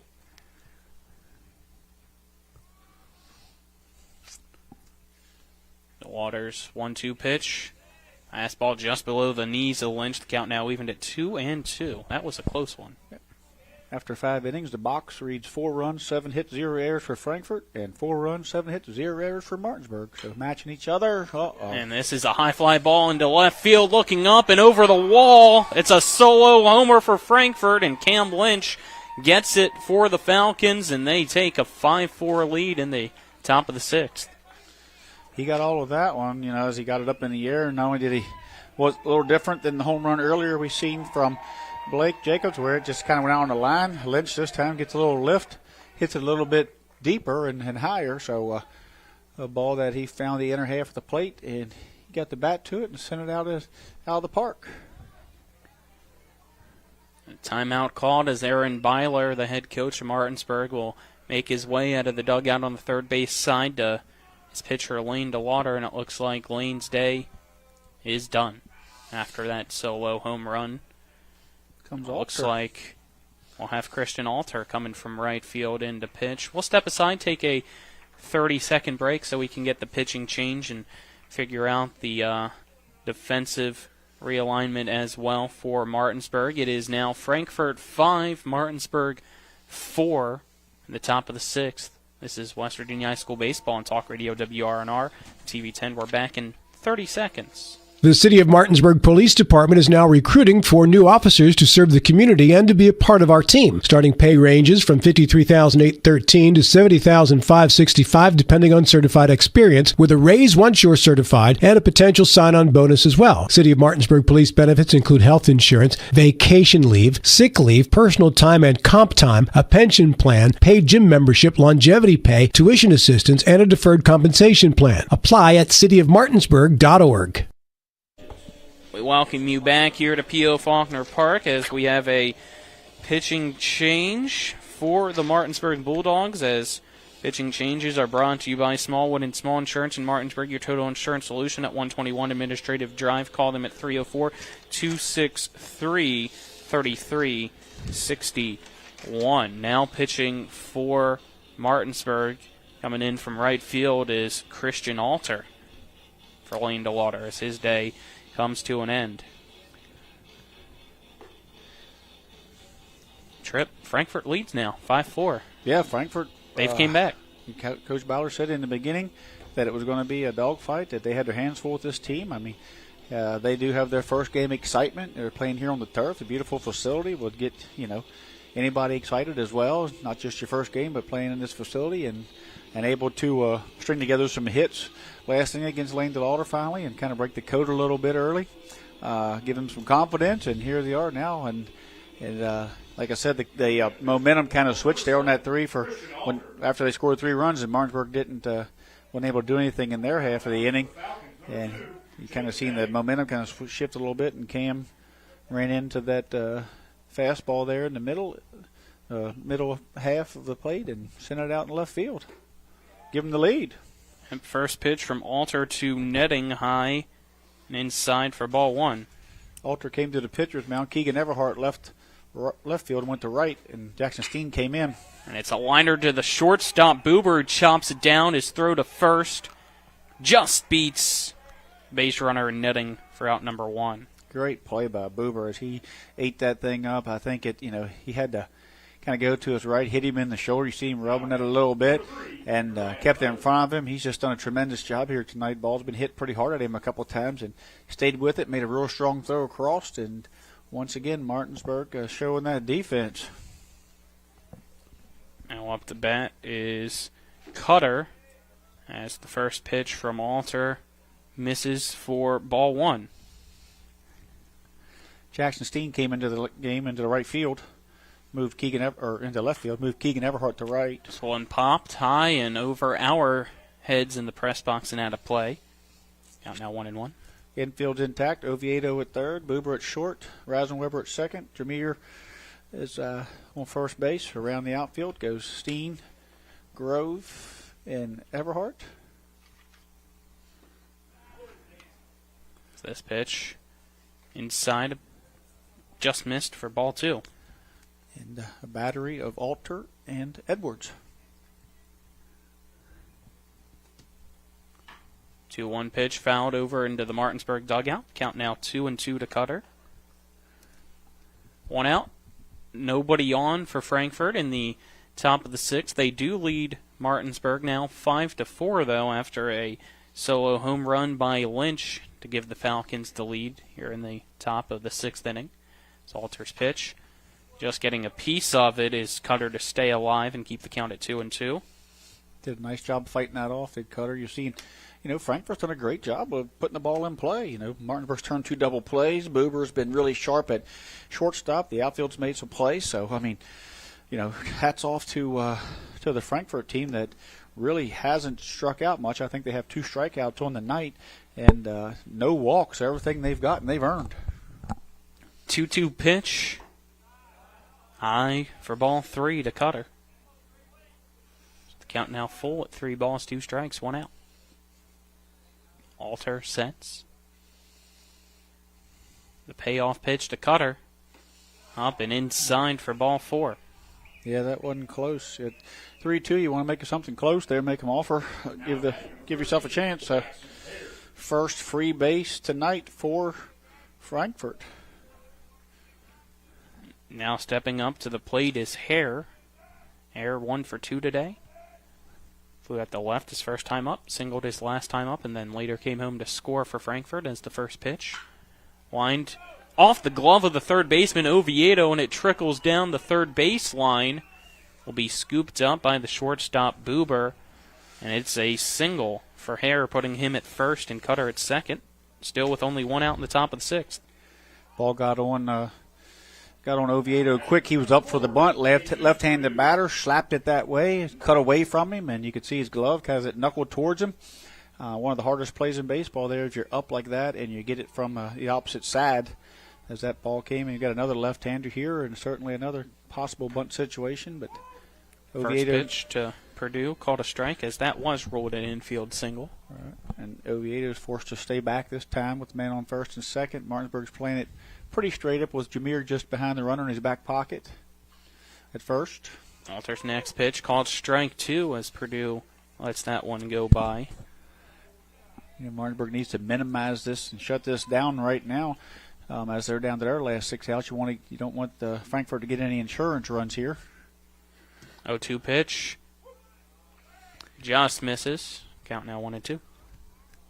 Unless you're aiding the cameraman, he'd like to see some insurance runs because he's a Frankfort guy. Yes, full disclosure for him, his brother is on the team. Have we said anything bad about him? No. Very good. Grounder down the first baseline, running forwards Brown. He's going to apply the tag onto Purdue for the fielder's choice out, but that does allow Hare to go to second and Cutter to go to third. Now 2 outs in the top of the 6th. Yeah, you got Frankfurt a base hit away from making this a 3-run lead. So Margaret has to bear down here. They push the defense back a little bit, trying to make sure they get this out if it's hit on the infield. Atkinson, first pitch swinging. It's a grounder to the shortstop, Buber. His throw to first is close. Nice play. But he's able to get it just before Atkinson. And that ends the inning, but not before Frankfort was able to get 1 run thanks to a Cam Lynch solo homer. And it gives Frankfort a 5-4 lead over Martinsburg as we head to the bottom of the 6th after this 1-minute break. This is West Virginia High School Baseball on Talk Radio WRNR and TV10. At Carter Myers Automotive, what we do today will tomorrow become what we've done. That's why Owners Just Do More no longer defines us. Our work is never done because what we live by doesn't have a finish line. We care. Our company of owners is moving lives forward every day by finding more ways to care before, during, and after your purchase. Because when you're happy, so are we. Carter Myers Automotive.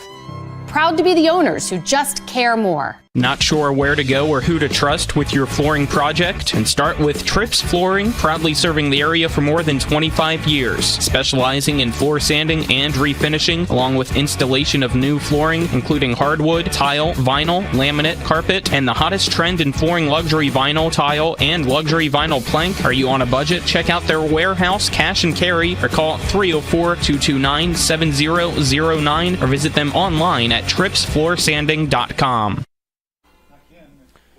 We welcome you back here as we enter the bottom of the 6th inning, which is brought to you by WVU Medicine, Berkeley, and Jefferson Medical Centers, leading healthcare here and everywhere. Frankfort 5, Martinsburg 4 is the scores. The 3-0 Bulldogs 6 outs away from its first loss of the season, or their first loss of the season. Excuse me. This could be a huge victory to start off the season for Frankfort, a small school. You heard the coach say we put our season off a week trying to get all our basketball players back. A lot of two-sport athletes out there, so that also means that they didn't get a tremendous amount of practice if they were on the basketball team. So these guys are athletes and able to move from one sport to the next and be competitive. And Martinsburg here is kind of see what they're made of here, see what they have, what kind of mettle they have down the run. We've seen how they responded to the Spring Mills game when they got tied up, but I'm not sure if they've been behind this year, have they? this could be the first Yeah, time. just other than that, Spring Mills. They got behind in that game? Yeah, the first homer, right? Yeah, the homer was in the top of the first, so Yep. 1-0. But yeah, so this is the first time that they've been behind late in a game, but they have been behind and did respond into the Spring Mills game. Right. It's the 1-1 pitch to Owen Rubenthal, who leads things off in the bottom of the 6th for Martinsburg. Low for ball 2. So yeah, that went 1-0, then 2-1, then 2-2, then 4-2. Yeah. 2-1 pitch, curve ball. Doesn't drop enough in for a strike call, so it's ball 3. Cam wanted that. You hear Coach Ballard down there. 1 pitch, 1 spot, 3-1. Looking for your pitch, your own, or take the walk. 3-1 pitch. Low for ball 4. It's a leadoff walk for Owen Rubenthal. Might see not sure if you'll see a runner here. That would be an re-entry, if he would. At this point, we're going to stay with them. Number 27, Jameer Brown. Now off to bat for Martinsburg's Jameer Brown. Yeah. Martinsburg has to play for a run here. Jameer has home run power. Third baseman's going to move in. Looks like Jameer's up in the box a bit. Maybe he's looking to put one down for Martinsburg to sacrifice the runner over. He is. Squares to bunt, pushes it down the first base line, but it goes foul for strike 1. Ball was outside. Jameer went with it that way. Pushed it down that line, hit fair, but then immediately kind of rolled foul and never really had a chance. Count 0-1 now for Brown. First baseman holding the runner at first. Third baseman in on the grass part of the turf as a throw over to first. Not in time as sliding in is Rubenthal. Lynch gets the baseball back from Lane Lease, the first baseman. Brown steps into the right-handed box. 0-1 kick and pitch, squaring up the bunt and pulling it back for a ball as the ball squirts past Purdue, the catcher, and that wild pitch allows Rubenthal to go to second. And, it's Frankfort talking about the little things. That's the little things there. Martinsburg was ready to give Frankfort an out with a very good hitter in Jameer, and now they don't have to. I expect with nobody out that I doubt they're going to try to move him over third. They'll take a chance for 3 swings to make a bigger inning out of it. 1-1 pitch, grounder almost taking out the umpire. Goes to the shortstop Jacobs. His throw to first retires Brown on the 6-4 fielder's choice for out number 1, but still able to go from second to third was Rubenthal. So the tying run now 90 feet away, and stepping up is Braden Edwards. Frankfort's going to bring the infield in. Edwards needs to get the ball to the right side of the park here to try to drive this run in. Owenthal is going to have to be a really good base runner, read dirt ball to make sure it gets away from the catcher. First pitch swings Edwards. He fouls it off into the net behind home plate for strike 1. Looking to get something on that right side or get something lifted. Not leave anybody stranded. Certainly not strike out. Just make Frankfort make a play. Those just tuning in, bottom of the 6th. It is Frankfort 5, Martinsburg 4. This pitch, a chopper just past the glove of the pitcher into the hand of the shortstop. Throw from Jacobs to first, Lease. It's low and bobbled. So Edwards gets over to first. Coming home to score is Rubenthal. We're tied at 5 thanks to the error by Jacobs. Yeah, good job by Edwards there, just getting the ball in play as this courtesy runner Logan Wilt comes in. But that's what you got to do. The other night in Spring Mills, a couple strikeouts with men on third, and you got to put pressure on it. Good job by Owen Rubenthal. When I first looked up, he kind of stutter stepped, which is you either have to go or not, and he stuttered when the ball got past the pitcher. He took off, and good play there, but good job there by Edwards to run it out as we got ball 1 here inside on. It's 2 tough plays for Jacobs. Not trying to put any blame on the umpire because he's supposed to be in that position in the infield, but kind of been screening Jacobs those past 2 ground balls, making it tough for him to find the ball. But umpire's in the sea there, and like you said, it just both of them found right past the umpire, or right near the umpire. One underneath by his leg, and one just to the left of him. 1-0 pitch, low. Keegan Everhart for ball 2. Martinsburg responding here. A little bit of a small ball, just kind of moving the runners, hitting behind them. You had the Jameer hit behind the runner, even though it was the shortstop, it was behind the runner. Now you have, you had Edwards getting the ball in play, making things happen. 2-0 pitch upstairs for ball 3 to Everhart. So count 3-0 to him. 1 out.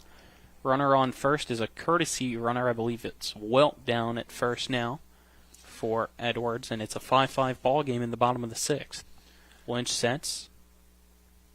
3-0 pitch outside for ball 4. 4 pitches, 4 balls. Everhart goes to first. Edwards heads to second. Now a timeout called. We'll see if we have a pitching change or if this is just kind of a mound visit to calm Cam Lynch down. Well, Martinsburg, certainly, like back to the Edwards at bat, Spring Mills, a couple of strikeouts with men on second and third with 1 out, and then, a strikeout and a ground out kind of puts you out of the play. But there, Martinsburg was, forced him to make a play, and even though he didn't hit it hard, he got it in play, and that's, the strikeout gets you nothing. So great job by the sophomore there coming in a big spot. And, he's not going to get an RBI out of it because of the error, but certainly gets an RBI in my book for the ability to just get it in play and, move that runner around. Now Martinsburg has an opportunity to take the lead as we kind of come back here to the top of the lineup with a lot of speed on the bases now as Everhart and Logan Wilt can really run, and then Grove also. So 3 of the fastest runners on the team are at the plate and on the bases right now. So Martinsburg can make a lot of things happen should Grove get the ball, to the green somewhere and get a ball in the field. Excuse me. We got a timeout as the ball got away from Frankfort's bullpen area right as we were getting ready to see that pitch, and it got into right field. So that was the delay there. But Martinsburg has a golden opportunity here with the top coming up, and you might not see him again, so want to capitalize.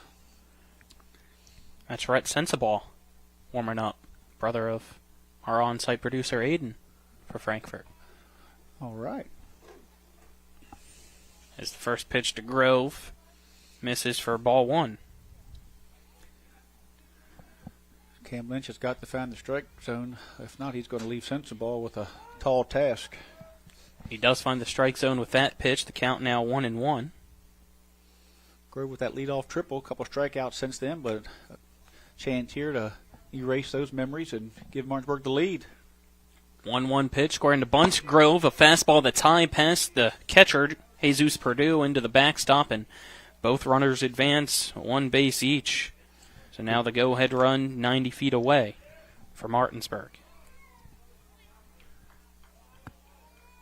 Great job by a good coaching move there by Coach Ballard. You got Lynch in a little bit of a jam here.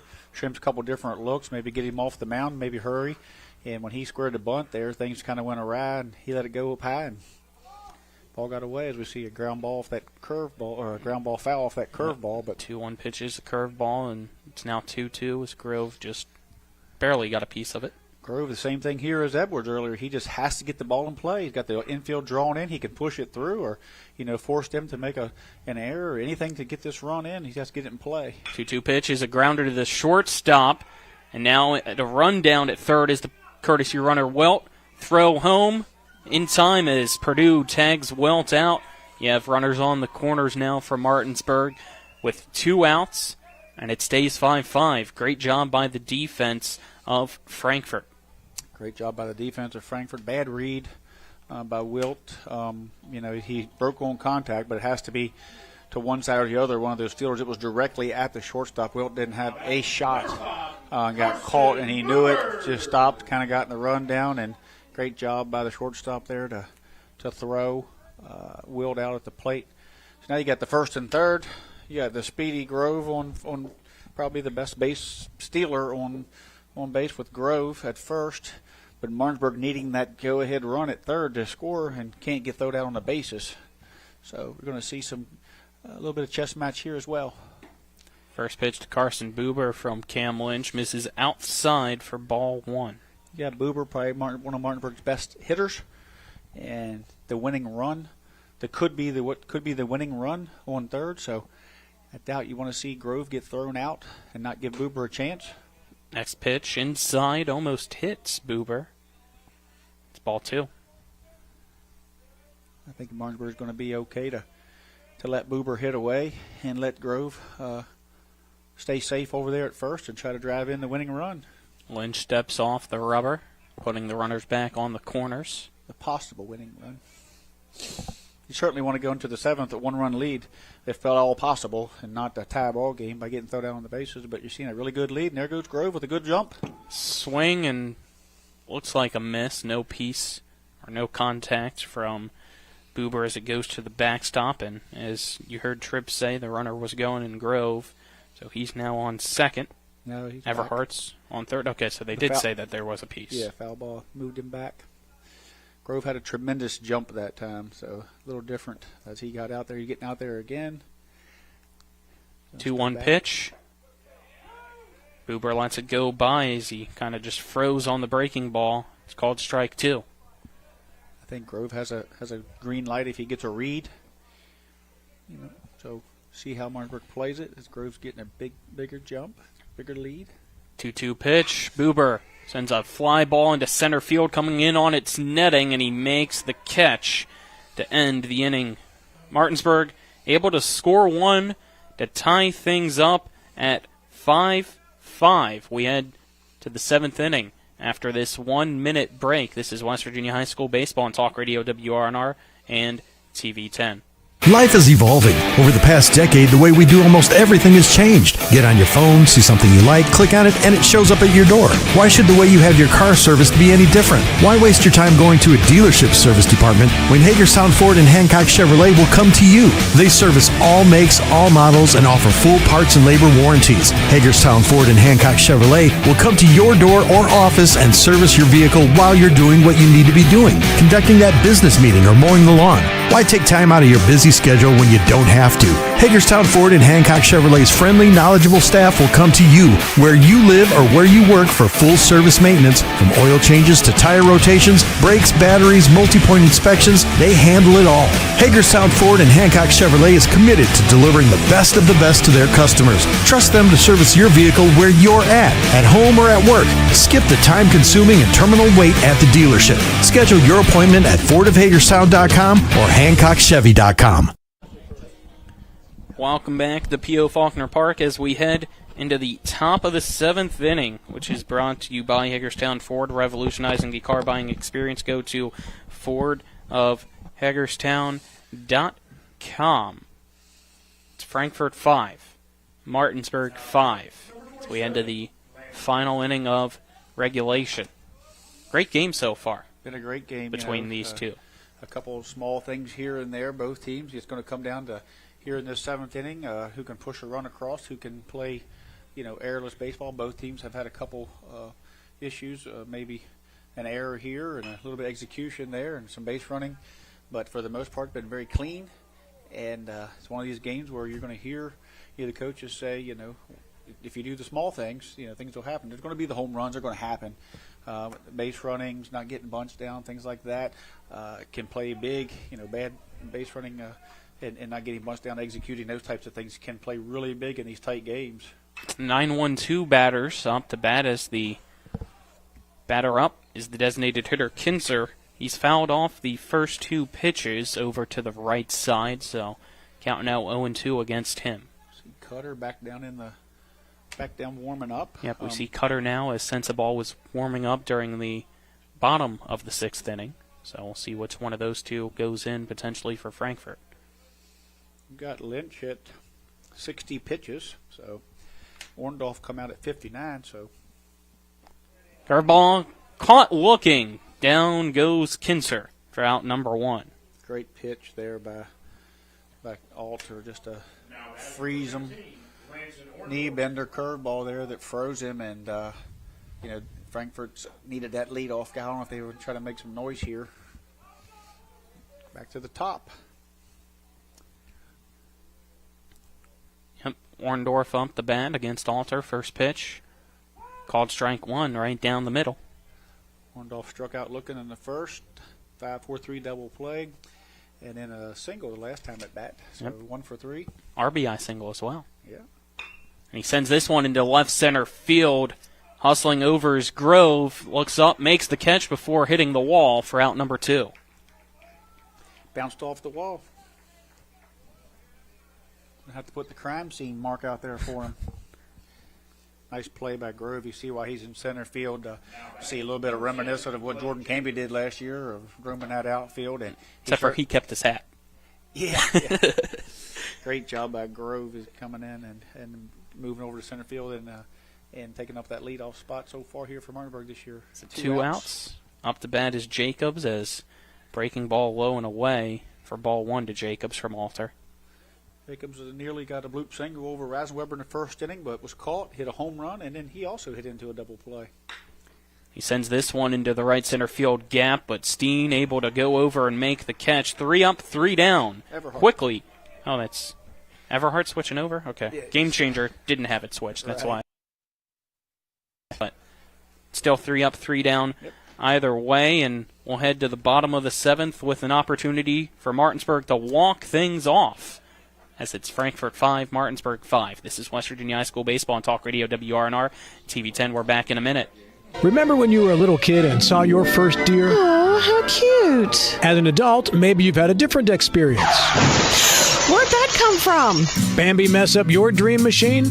Call Cody's Auto Body today at 304-901-4777 and get the work done right the first time. Cody's Auto Body, 851 Wilston Street in Martinsburg, has a team of auto body professionals with a lifetime of experience putting your ride back together again, regardless of how it got that way. Cody's Auto Body. At Dutch Miller Automotive, we've grown quite a bit over the last 60 years, but our core principles remain the same. We believe in treating our customers and our team members like friends and family, and we see it as our obligation to give back to all the communities we are so fortunate to do business in. In just West Virginia alone, we've grown from one location on the west end of Huntington to 10 rooftops employing more than 500 Mountaineers. Check out the inventory from all of our stores at DutchMillerAuto.com. Dutch Miller Automotive Group, West Virginia proud. Welcome back to P.O. Faulkner Park. Bottom of the 7th inning we go, which is brought to you by Trips Flooring. Not sure where to go or who to trust with your flooring needs? Call Trips Flooring at 304-229-7009 or online at tripsfloorsanding.com. Just don't call him right now. He's got a game to finish. It's Frankfort 5, Martinsburg 5. So eyes for Trip Tobin need to be glued onto this one as Braden Oviedo comes up to bat for Martinsburg. Oviedo, maybe he'll put this thing away for us early with a home run. Let's see. He sends this one into right center field. Going back on it's the center fielder, and it goes off the front of the wall. Oviedo rounds first. Heads to second. Say leadoff RBI double for the Bulldogs. I can tell you what I do, bet you. I can bet you my paycheck that Rasenweber is going to have to bunt here. But you know, you got nobody paycheck out. From you got nobody out. Man on second. Maybe Trips Flooring, or your paycheck from WRNR. R&R paycheck. So Rasenweber, Martinsburg can play it a lot of different ways here. They got the infield in. They can bunt, move him to third, or they can take 3 hacks at it, try to get a single, maybe a pass ball, or anything that'll move him up. Rasenweber has great back control. He can push the ball to the right side of the field, so they're just going to put him on. Yep, so. They're going to just intentionally walk Rasenweber. So try to set up the double play. That's a nice job.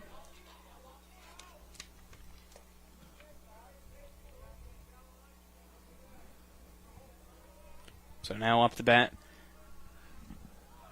Looks like we have Alter's coming up. Alter, it should be, right?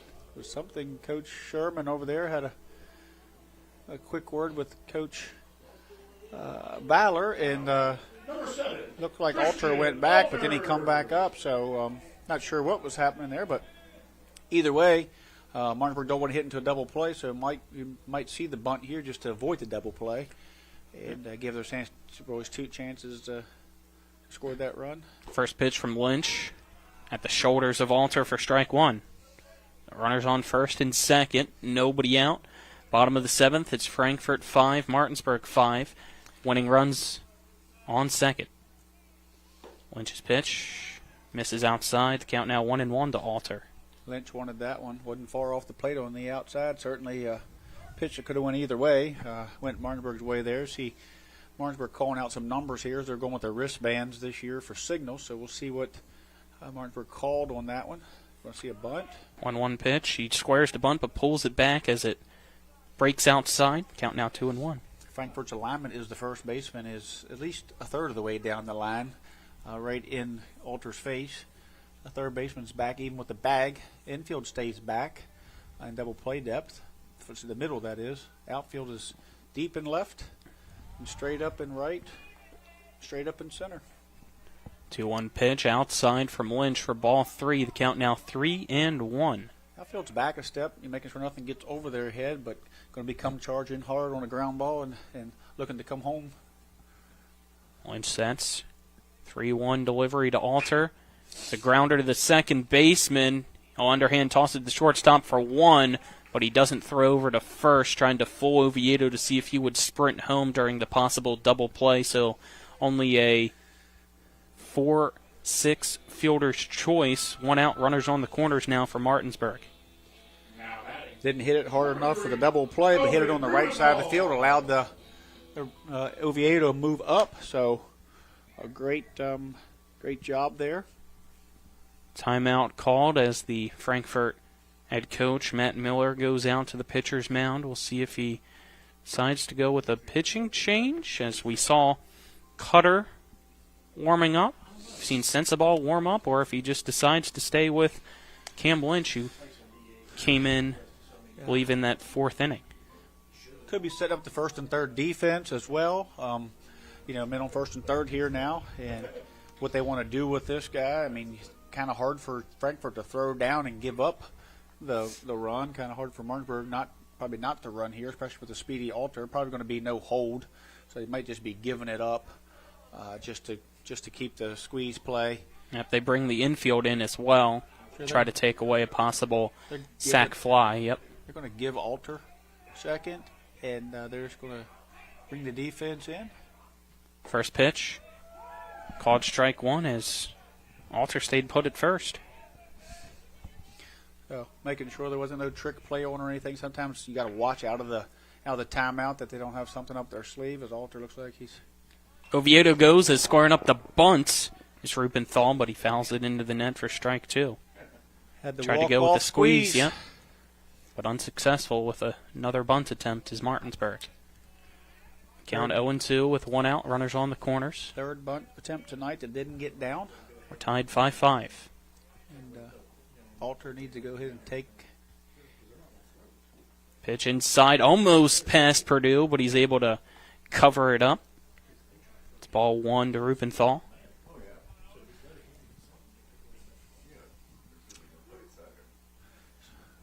Rubenthal needs to get the ball through the infield or in the air to the outfield to walk this thing off. There goes Alter. It's low for a ball as Alter, on the catcher's indifference, takes second.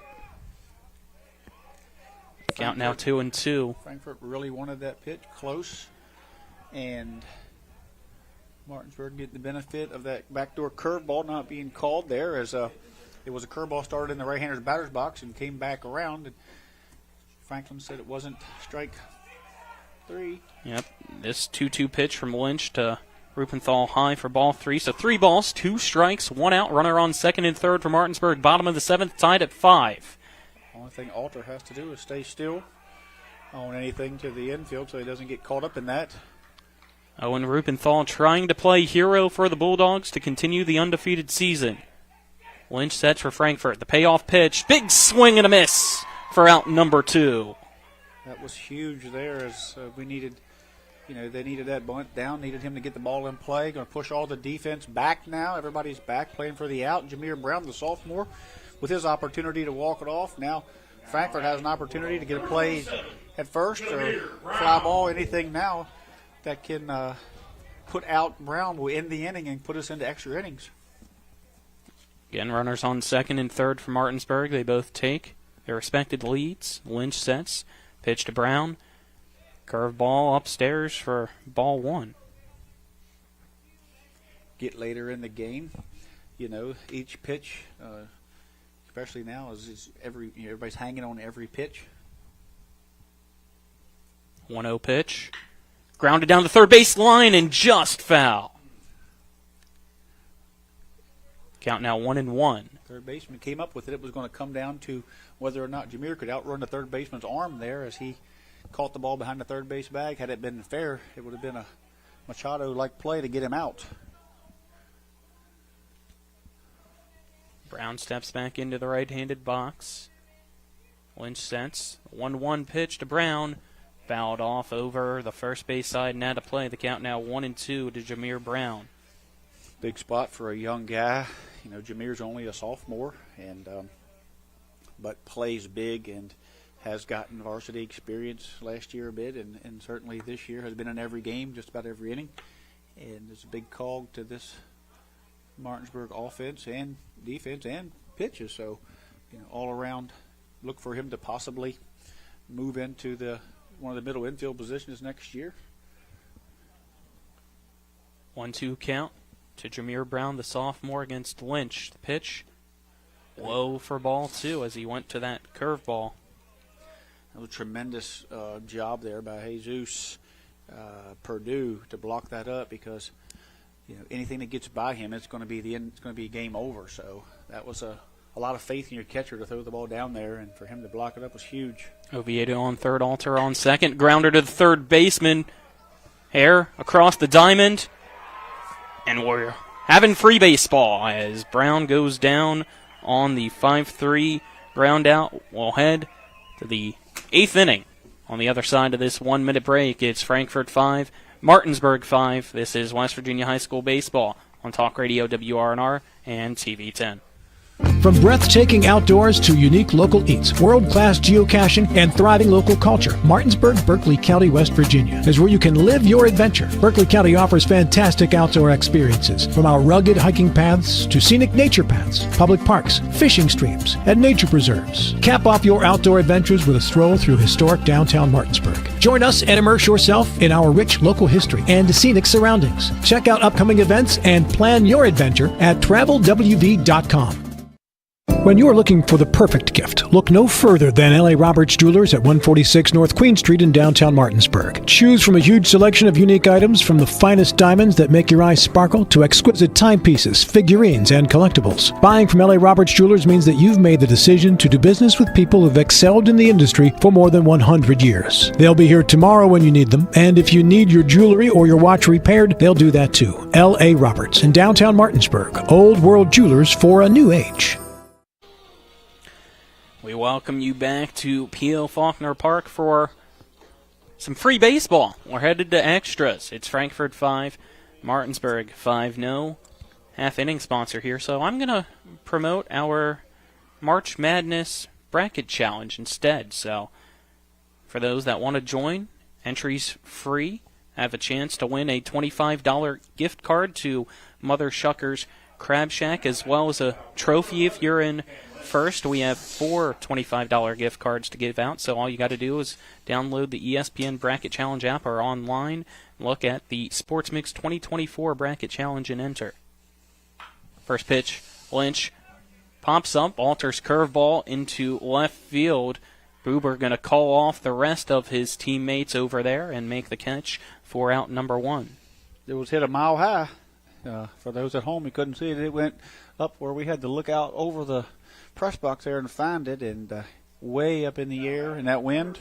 Great job by Buber getting Cam Lynch out, who last time up sent one into the quarry. Now up the bat's netting, the pitch from Alter.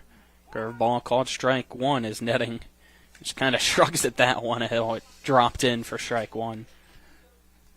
Yeah, we've seen a couple good curveballs tonight, and that was one of them. Alter's next pitch, fastball, popped up, out of play over the first base dugout. The count now 0-2. As Alter gets the baseball now from Edwards. As he drops the baseball now. Count 0-2 as the lights turn on here at P.O. Faulkner Park. Wind up and the pitch. Curveball called strike 3. Down goes netting, looking for out number 2 as Christian Alter has come into relief and given some life to this Martinsburg team.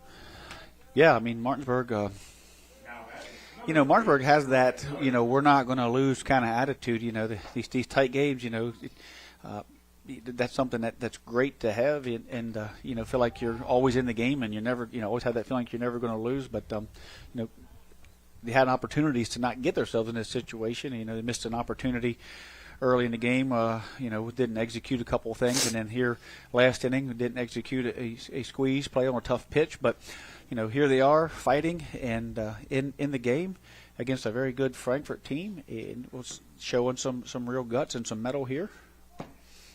Cutter fouls off the 0-1 pitch. Count now 0-2 to him. Salter tries to again have Frankfort go 3 up, 3 down. After regulation, we had 5 runs and 9 hits from Frankfort with an error, and Martinsburg had 5 runs, 8 hits. So they've been playing each other, pitch for pitch. 0-2 curveball low, trying to get Cutter to chase. The count now 1-2. Frankfort not wanting this opening game to end. They're going to get everything they can out of it in this beautiful facility. Since they rode over here, they said might as well play a couple extra innings, right? 1-2 pitch, big swing and a miss is breaking ball. Gets Cutter to go down. Frankfort goes 3 up, 3 down. We'll head to the bottom of the 8th. After this 1-minute break, it's still Frankfort 5, Martinsburg 5. This is West Virginia High School Baseball on Talk Radio WRNR and TV 10. The Palace Lounge in Martinsburg is the place to be. Join us every night to relax and enjoy football or basketball games featuring either the Martinsburg Bulldogs, Shepherd University Rams, or West Virginia Mountaineers. We will have steak night every Wednesday, trip nights every Thursday, and now taco and margarita nights every Tuesday. You can find us on Facebook or call 304-267-7520. The Palace Lounge is located at 1350 Edwin Miller Boulevard in Martinsburg. We're the Skinner Brothers. Most folks only need a lawyer once or twice in their lives. And when they're injured or in an accident, most people don't know what to do. We get it. It can be overwhelming. Nobody likes to be told, you need a lawyer. But that's why we're here. We want to get you back to your normal life and help you recover. So if you or a loved one has been in an accident, give us a call. Let us figure out how we can get you compensation. Reach us at SkinnerWins.com or Google Skinner Lawyers. We'll treat you like family. We welcome you back here on Talk Radio WRNR and TV 10 as we head to the bottom of the 8th. It is Frankfort 5, Martinsburg 5, as we have a pitching change for the Frankfort Falcons, which is brought to you by Smallwood and Small Insurance in Martinsburg, your total insurance solution at 121 Administrative Drive in Martinsburg. Call them today at 304-263-3361. Now pitching for Frankfort's number 3, Uriah Cutter. Starting pitcher now, Lance Orndorff is on third. Cam Lynch moved back to shortstop where he started the game, and then second baseman is Blake Jacobs again where he started the game. So kind of back where we were, except for the third baseman and the pitcher have switched spots from the beginning of the game. Can kind of round out the 4 innings that Lynch pitched. He had 4 innings pitched, 3 hits on 2 runs on 3 hits, 1 earned run, hit 3 strikeouts and 2 walks. He threw 77 pitches. Of those, 42 were strikes. So great outing for Lynch. As he came in, the team was down, and to give his team an opportunity to win, he held Martinsburg down, only give up a run, and at that point, give his team an opportunity to come back and get back in this thing. I think he inherited a 3-1 deficit, and here we are at a 5-5 tie here after he left the game. Cutter first pitch to Braden Edwards to start off the bottom of the 8th is low for ball 1, as it's the 8-9-1 batters due up for Martinsburg. Next pitch from Cutter. Caught a strike, catching that top left part of the zone to even up the count at 1-1. Well, it was a 50-50 pitch there that went Frankfort's way, but I think Braden's going to hit the ball off the right field fence so we can go home. 1-1 pitch. There's a grounder in between first and second into right field for a leadoff single. Won't you take that instead, Tripp? Well, if he'd have got it up a little bit, it'd have been a home run, but we'll take that. But, yeah, he hit it really hard. Right? Got it in the hole there. We're going to see if we get a courtesy runner. We will. Here comes Wilt back out. Wilt, an opportunity to Wilt's headed out there. Wilt's run a few times here today for Edwards. Been in some tough spots here, and a quick read from third. Lost his footing over there at first. Here's an opportunity. Everhart probably maybe looking to bunt here so we can get to the top of the order with Grove and Buber and see if get Grove to read the ball down. Everhart squares to bunt, pulls it back as pitch from Cutter misses outside for a ball. It's Wilt on first. Don't want a repeat of what happened there a few innings ago when Edwards got the walk and then we got the back pick. 1-0 pitch, squaring up the bunt is Everhart. He pulls it back as this one's high for ball 2. Great job by Everhart. I mean, you get the bunt when you're a sacrifice. You're bunting strikes. You know, you're forcing the pitcher to throw the ball. You don't have to bunt balls out of the zone. You know, you can. Now you're sitting at a 2-0 and you're forcing him to throw the ball right down the middle. So hopefully get a pitch to, to put down here. He lets it go by. It is called a strike. The count now 2-1. Cutter working that inside part of the plate. It's kind of odd seeing the JV team warm up as we switched to varsity JV game here today. Great job. Yep. Everhart squares it up the bunt down third baseline. Throw to first as the sack bunt successful for Everhart to get Wilt over to second. Great job by Everhart there. Like I said, it was uncanny of him the first time to bunt through that ball because 19 out of 20 times he's going to get that ball down for you. And unfortunately he bunted through it. But here he's able to, they're going to put Isaac on. And they're going to go for Buber, which is kind of surprising as, of course, Grove did have the big triple early. Then he had a couple strikeouts. But, Buber arguably is one of the best hitters on this team, if not one of the best average hitters on the team. So a base hit away. Carson Buber. Yep. You got one out. Grove was put on. We have men on first and second. Mm-hmm. Cutter's pitch. Oh, Buber sends it high and deep into left field, and that is out of here. A walk-off home run for Carson Buber in the bottom of the 8th. Improves Martinsburg to 4-0 on the season as they defeat the Frankfort Falcons 8-5 as Buber touches home and is tonight's hero and easily tonight's player of the game as well because of it. I was ready to give him the player of the game for the defensive game he had, and Frankfort maybe made a little mistake there not throwing to Grove. Buber certainly came up to it, looked for a fastball, and just hit it, drove it over that wall out there for one of the biggest hits of the year so far for Martinsburg as they once again pull out a really close game against a great Frankfort team and show that they can play, in the tight games against good baseball teams. Both teams shake hands. We'll step aside and take a 2-minute break so we can get to the post-game show. Again, final score, Martinsburg 8, Frankfort 5. This is West Virginia High School Baseball on Talk Radio WRNR and TV 10. We're back in 2 minutes. If you or someone you know suffers from the disease of addiction, help is available from the Berkeley County Quick Response Team with peer recovery coaches and support promptly to the homes of those who've recently experienced an overdose. This collective effort towards recovery brings resources and services to the community, including naloxone and treatment options. Call 304-267-1313 or visit the Berkeley County Recovery Resource Center at 800 Emmett Rouse Drive, Martinsburg. The Berkeley County Quick Response Team is funded through a DHHR grant with the Berkeley Morgan County Health Department. With 4 new car dealerships and 4 used car dealerships in 3 states, Parsons is the largest used car and fastest growing new car dealer in the tri-state area. Take Parsons Ford with huge savings on hundreds of new Fords, financing from 0%. Parsons' goal of financing for all. And Parsons' famous above-market trade-in allowances that help make Parsons #1 for used cars, too. See why so many won't buy anywhere but Parsons Ford in Martinsburg. We became #1 by making you #1 first. Parsons. The Classical Christian Academy at Bethel is helping create extraordinary futures. So we've seen improvements in our boys on the, as I said, arithmetic, reading and writing. I worked in the county, I worked in public school, and that's what I knew. And I knew I wanted to be able to give her more. So I would recommend this to anyone. Our daughter has thrived here. The family-like environment is exactly what she needed. The Classical Christian Academy at Bethel in Martinsburg, equipping children to lead lives of significant impact. After a car accident, what do you get when you call Mansion Ferretti? You get more experience from a local law firm with over 115 years of combined service. More respect from a team who treats clients like their own family. And more fight, because we want you to get every dollar you deserve.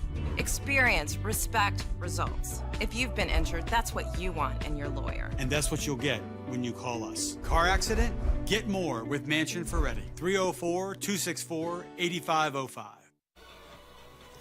We welcome you back to P.O. Faulkner Park. It took extra innings, but the Martinsburg Bulldogs are victorious yet again thanks to a Carson Buber walk-off 3-run bomb as they defeat the Frankfort Falcons 8-5. Martinsburg now 4-0 on the year. Unfortunately for Frankfort, great fight, but they do fall to 0-1 to start things off. Post-game shows brought to you by the Palace Lounge on Edwin Miller Boulevard in Martinsburg with a full lunch and dinner menu, daily specials, and a clean, comfortable atmosphere. Check out the menu on the Palace Lounge Facebook page.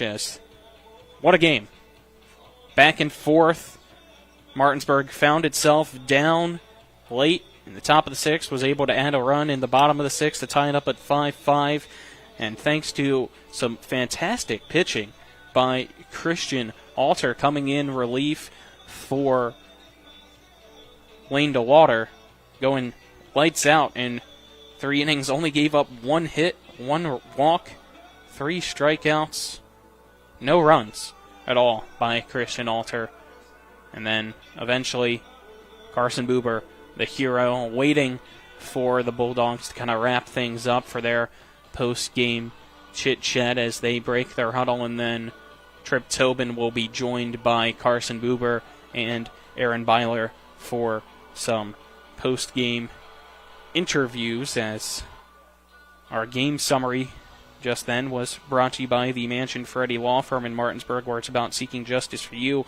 Go to wvjusticelawyers.com. Saw a lot of home runs today, so you missed a great one if you tuned in late, since the varsity game got moved up to 4:30. Had the 2 solo homers for Frankfort, and then to end things, the 3-run home run by Carson Buber, who had a 4 RBI day for him as he started off with the sacrifice fly in the first and then ended it with the 3-run homer. It looks like Tripp Tobin now has tonight's player of the game, so we'll send it down to him whenever he is ready, kind of trying to get in position for the camera as well before we do so. So now we'll send it down to Tripp.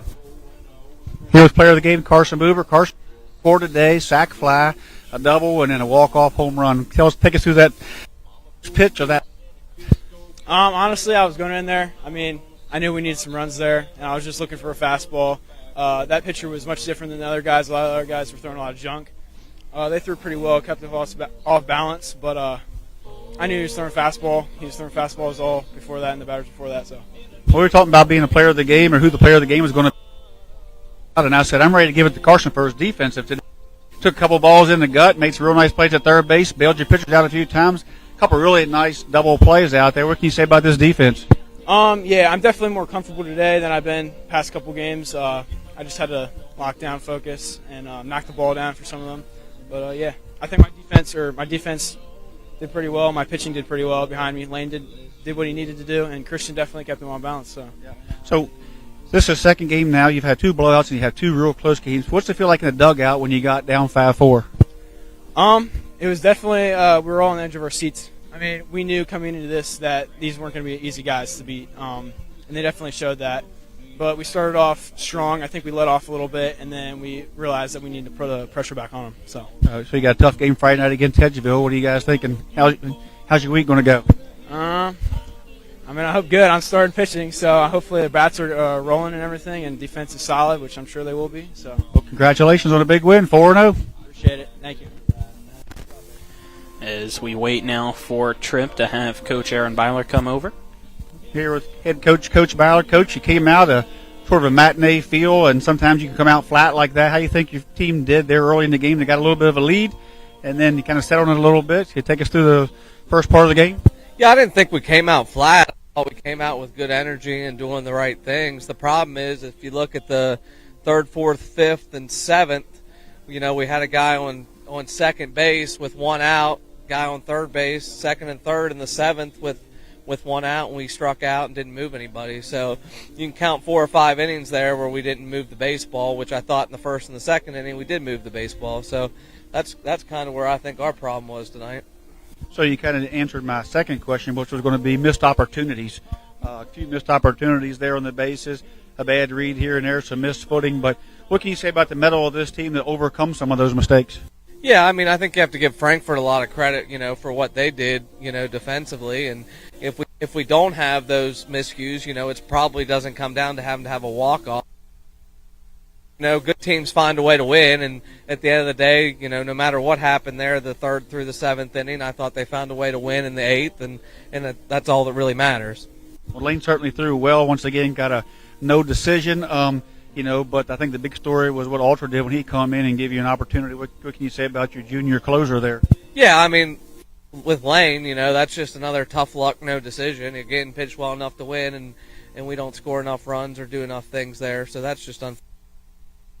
This season, Christian Alter is a kid that I just love on the just fills it up, and he can throw both pitches for strikes at any point in time.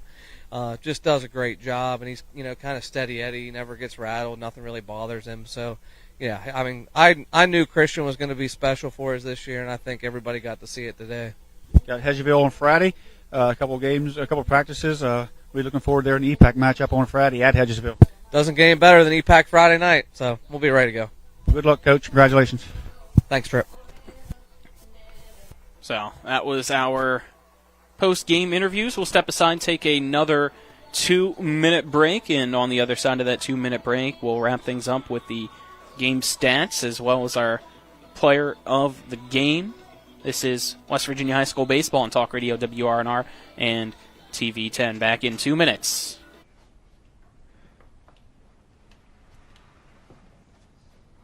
Really? Yeah. I'm gonna call my parents. Dad, come over. The brisket's done. The Traeger Connected Experience. Everything you need for epic flavor, and then some. Shop now and save at Orsini's today.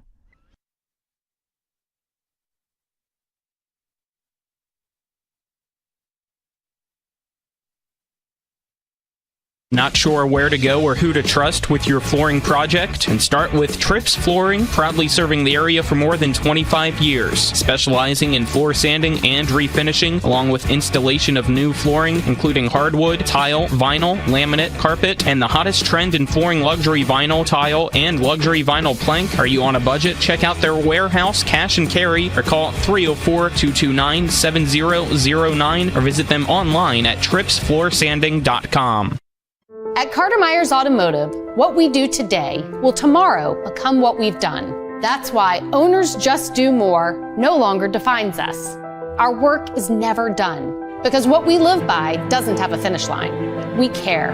Our company of owners is moving lives forward every day by finding more ways to care before, during, and after your purchase. Because when you're happy, so are we. Carter Myers Automotive. Proud to be the owners who just care more. Burke, Schultz, Harmon, and Jenkinson, where accident, injury, and disability lawyers with over 120 years combined local trial experience. When injury or illness has stopped you from working, you may be eligible for Social Security disability. Ron Harmon has been winning disability claims for over a quarter of a century. Don't hire some out-of-state firm. Ron Harmon's in Martinsburg. He will meet with you right here in our office. Get a local lawyer you can trust. Call 304-LAWYERS for a free consultation. 304-LAWYERS or 304-263-0900. Wrapping things up on the Palace Lounge post-game show as the Martinsburg Bulldogs in extra innings walk things off, defeat Frankfort by a final score of 8-5 thanks to a Carson Buber walk-off 3-run home run way over the left field wall. It's now time for our game stats brought to you by Hagerstown Ford, revolutionizing the car buying experience. Visit them online at fordofhagerstown.com. So we'll start off with the stats here for the Martinsburg Bulldogs, as Grove had 1 hit and 4 at-bats. 2 runs, a walk, and 2 strikeouts. It was Carson Buber with a 4 RBI day, thanks to 2 hits and 2 runs in his 4 at-bats. As well, Oviedo in his 4 at-bats, 1 run, 3 hits, and an RBI. Ben Reisenweber, 2 at-bats, 2 walks, and a strikeout. Christian Alter, 3 at-bats, RBI for him. Owen Rupenthal, 3 at-bats, 1 run, 1 hit, 1 walk, 1 strikeout. Jameer Brown, 4 at-bats, 1 walk, 1 run, 1 hit. No RBIs, no walks, no strikeouts. Edwards, 3 at-bats, 1 hit, an RBI, walk, and a strikeout for him as well. And Keegan Everhart, 2 at-bats, a hit, RBI, walk, and a strikeout. Offensively, total 8 runs on 10 hits, no errors for Martinsburg. Pitching, Lane DeLauder goes 5 innings, giving up 8 hits, 5 runs, all earned with 2 strikeouts. And then Christian Alter, the winning pitcher, goes 3 innings, only giving up 1 hit, 1 walk, 3 strikeouts, and no runs. On the Frankfort side, start off with their pitching stats. It was Orndorff going 3 innings, giving up 5 hits, 3 runs, all of them earned with 2 walks and 3 strikeouts. Then went Cam Lynch, 4 innings, giving up 3 hits, 2 runs, 1 of them earned, 3 walks, 3 strikeouts. And then Uriah Cutter, tonight's losing pitcher, goes 1/3 inning, giving up 2 hits, the 3 runs on the Buber walk-off homer, and a walk offensively for Frankfort. It was Orndorff with a hit and an RBI, Jacobs with a hit, an RBI, and a run, Lynch with a hit, an RBI, and a run as well, and Cutter had a hit. Hare had 2 hits and a run. Purdue with a hit and a run as well. Atkinson with a hit, a run, and 2 RBIs. Then Kinzer with a hit as well as Frankfort. 5 runs, 9 hits, and 1 error for them. That was the game stats brought to you by Hagerstown Ford. Lastly, player of the game brought to you by WVU Medicine, Berkeley, and Jefferson Medical Centers, leading healthcare here and everywhere. You just heard from him earlier in the postgame show. Carson Buber, big day for him. 4 RBIs, going 2 of 4, also scored twice as well, and had some great defensive plays too, Tripp. Yeah, he put the team on his back today. Yeah, he really put the team on his back today out there. You know, if he could have, a couple of misplays at shortstop could have extended some innings and really give Frankfort a commanding lead at times in this real tight game, and then come to the plate in some very big situations and came through big, and none bigger than that last at bat where he got that walk-off home run. You know, he said he was looking, hunting a fastball. Said, you know, he talked to him right before there. He said, you know, their other pitchers were throwing some junk, keeping us off balance, throwing first pitch curveball. He kind of watched this guy, his new pitcher, come in, and you know, he was kind of first pitch fastball. So not only did he just run into a fastball, but he was, you know, he's a student of the game, baseball IQ, understanding what he was about to see there, and sitting on it, sitting on the average of the first pitch fastball he'd been watching from the dugout. So hats off to him for you know, being able to go up there and dissect that pitcher and come up big for his team, and you know, big senior moment. With Lane coming in to the program, you know, Buber had been, you know, the apiece, you know, he'd been the face of the program for, you know, and think he was going to be, and then when DeLauder comes in, you know, changes things a little bit for him, and big for him and DeLauder to both come up big today in a combined effort and lead this team. And this, what can you say about Christian Alter? He comes in and just really shuts down the team, shuts down Frankfort, gives them a chance. But really excited to see what Frankfort can do in their classification. They're going to be a really tough team to beat, you know, in their class throughout this year. That'll wrap things up here from P.O. Faulkner Park. Our next scheduled broadcast will hopefully be able to do. Not 100% sure if we will or not. Got to try to figure out who's available for Friday. Going to do our best to make sure we can bring you coverage of Martinsburg's road game at Hedgesville Friday night. We'll let you know, hopefully tomorrow, what the decision is for that one. The next home games for Martinsburg on Saturday, a doubleheader against Honesdale. Will unfortunately no longer be able to have coverage of that on Talk Radio, WRNR, and TV10. But as of right now, not even sure if those games will even be played Saturday because of chance of rain in the forecast. But that'll wrap things up. So final score, Martinsburg 8, Frankfort 5 for Nick Verzolini, Aiden Sensabaugh, Trip Tobin. I'm Colin McLaughlin signing off as the Bulldogs get the win over the Falcons and improve to 4-0 on the season.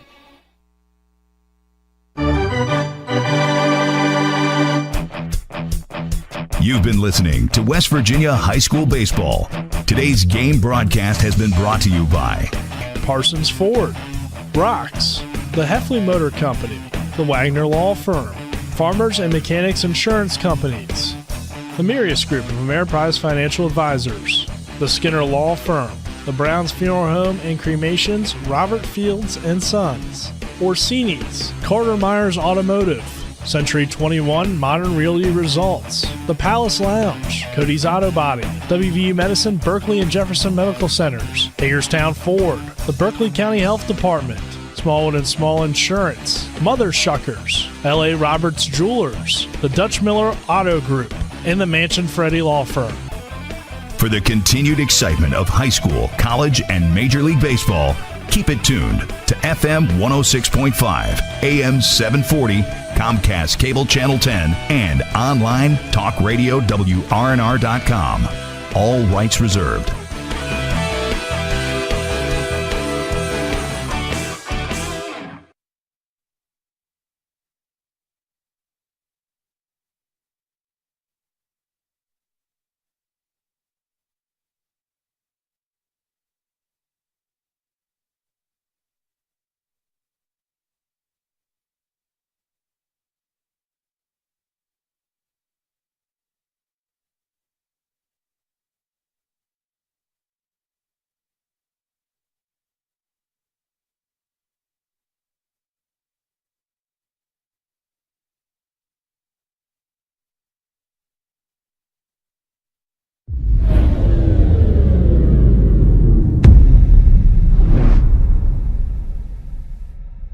You're the water master, correct? Yeah, that's my title. Water master of the Berkeley Springs International Water Tasting. Okay, how long have you been the water master here? Started the first year, 1991. I've missed a couple of years. I sent out other folks in the water world, but I've pretty much done it most every year. So, I guess first, what got you involved in it all? Well, water was something I grew up with, and living overseas, we had a lot of different types of bottled water. In Italy, they have over 200 brands alone. So in every city, you'd find different kinds of bottled water, and some of them were delicious, and some of them were not that good. So I kept a little journal of what I liked and what I didn't like. Well, that evolved to a point where I wrote a book about the differences of water, both from a taste perspective and quality perspective. And that book was published in 1978, called Oasis: The Complete Guide to Bottled Water Throughout the World. That launched a career in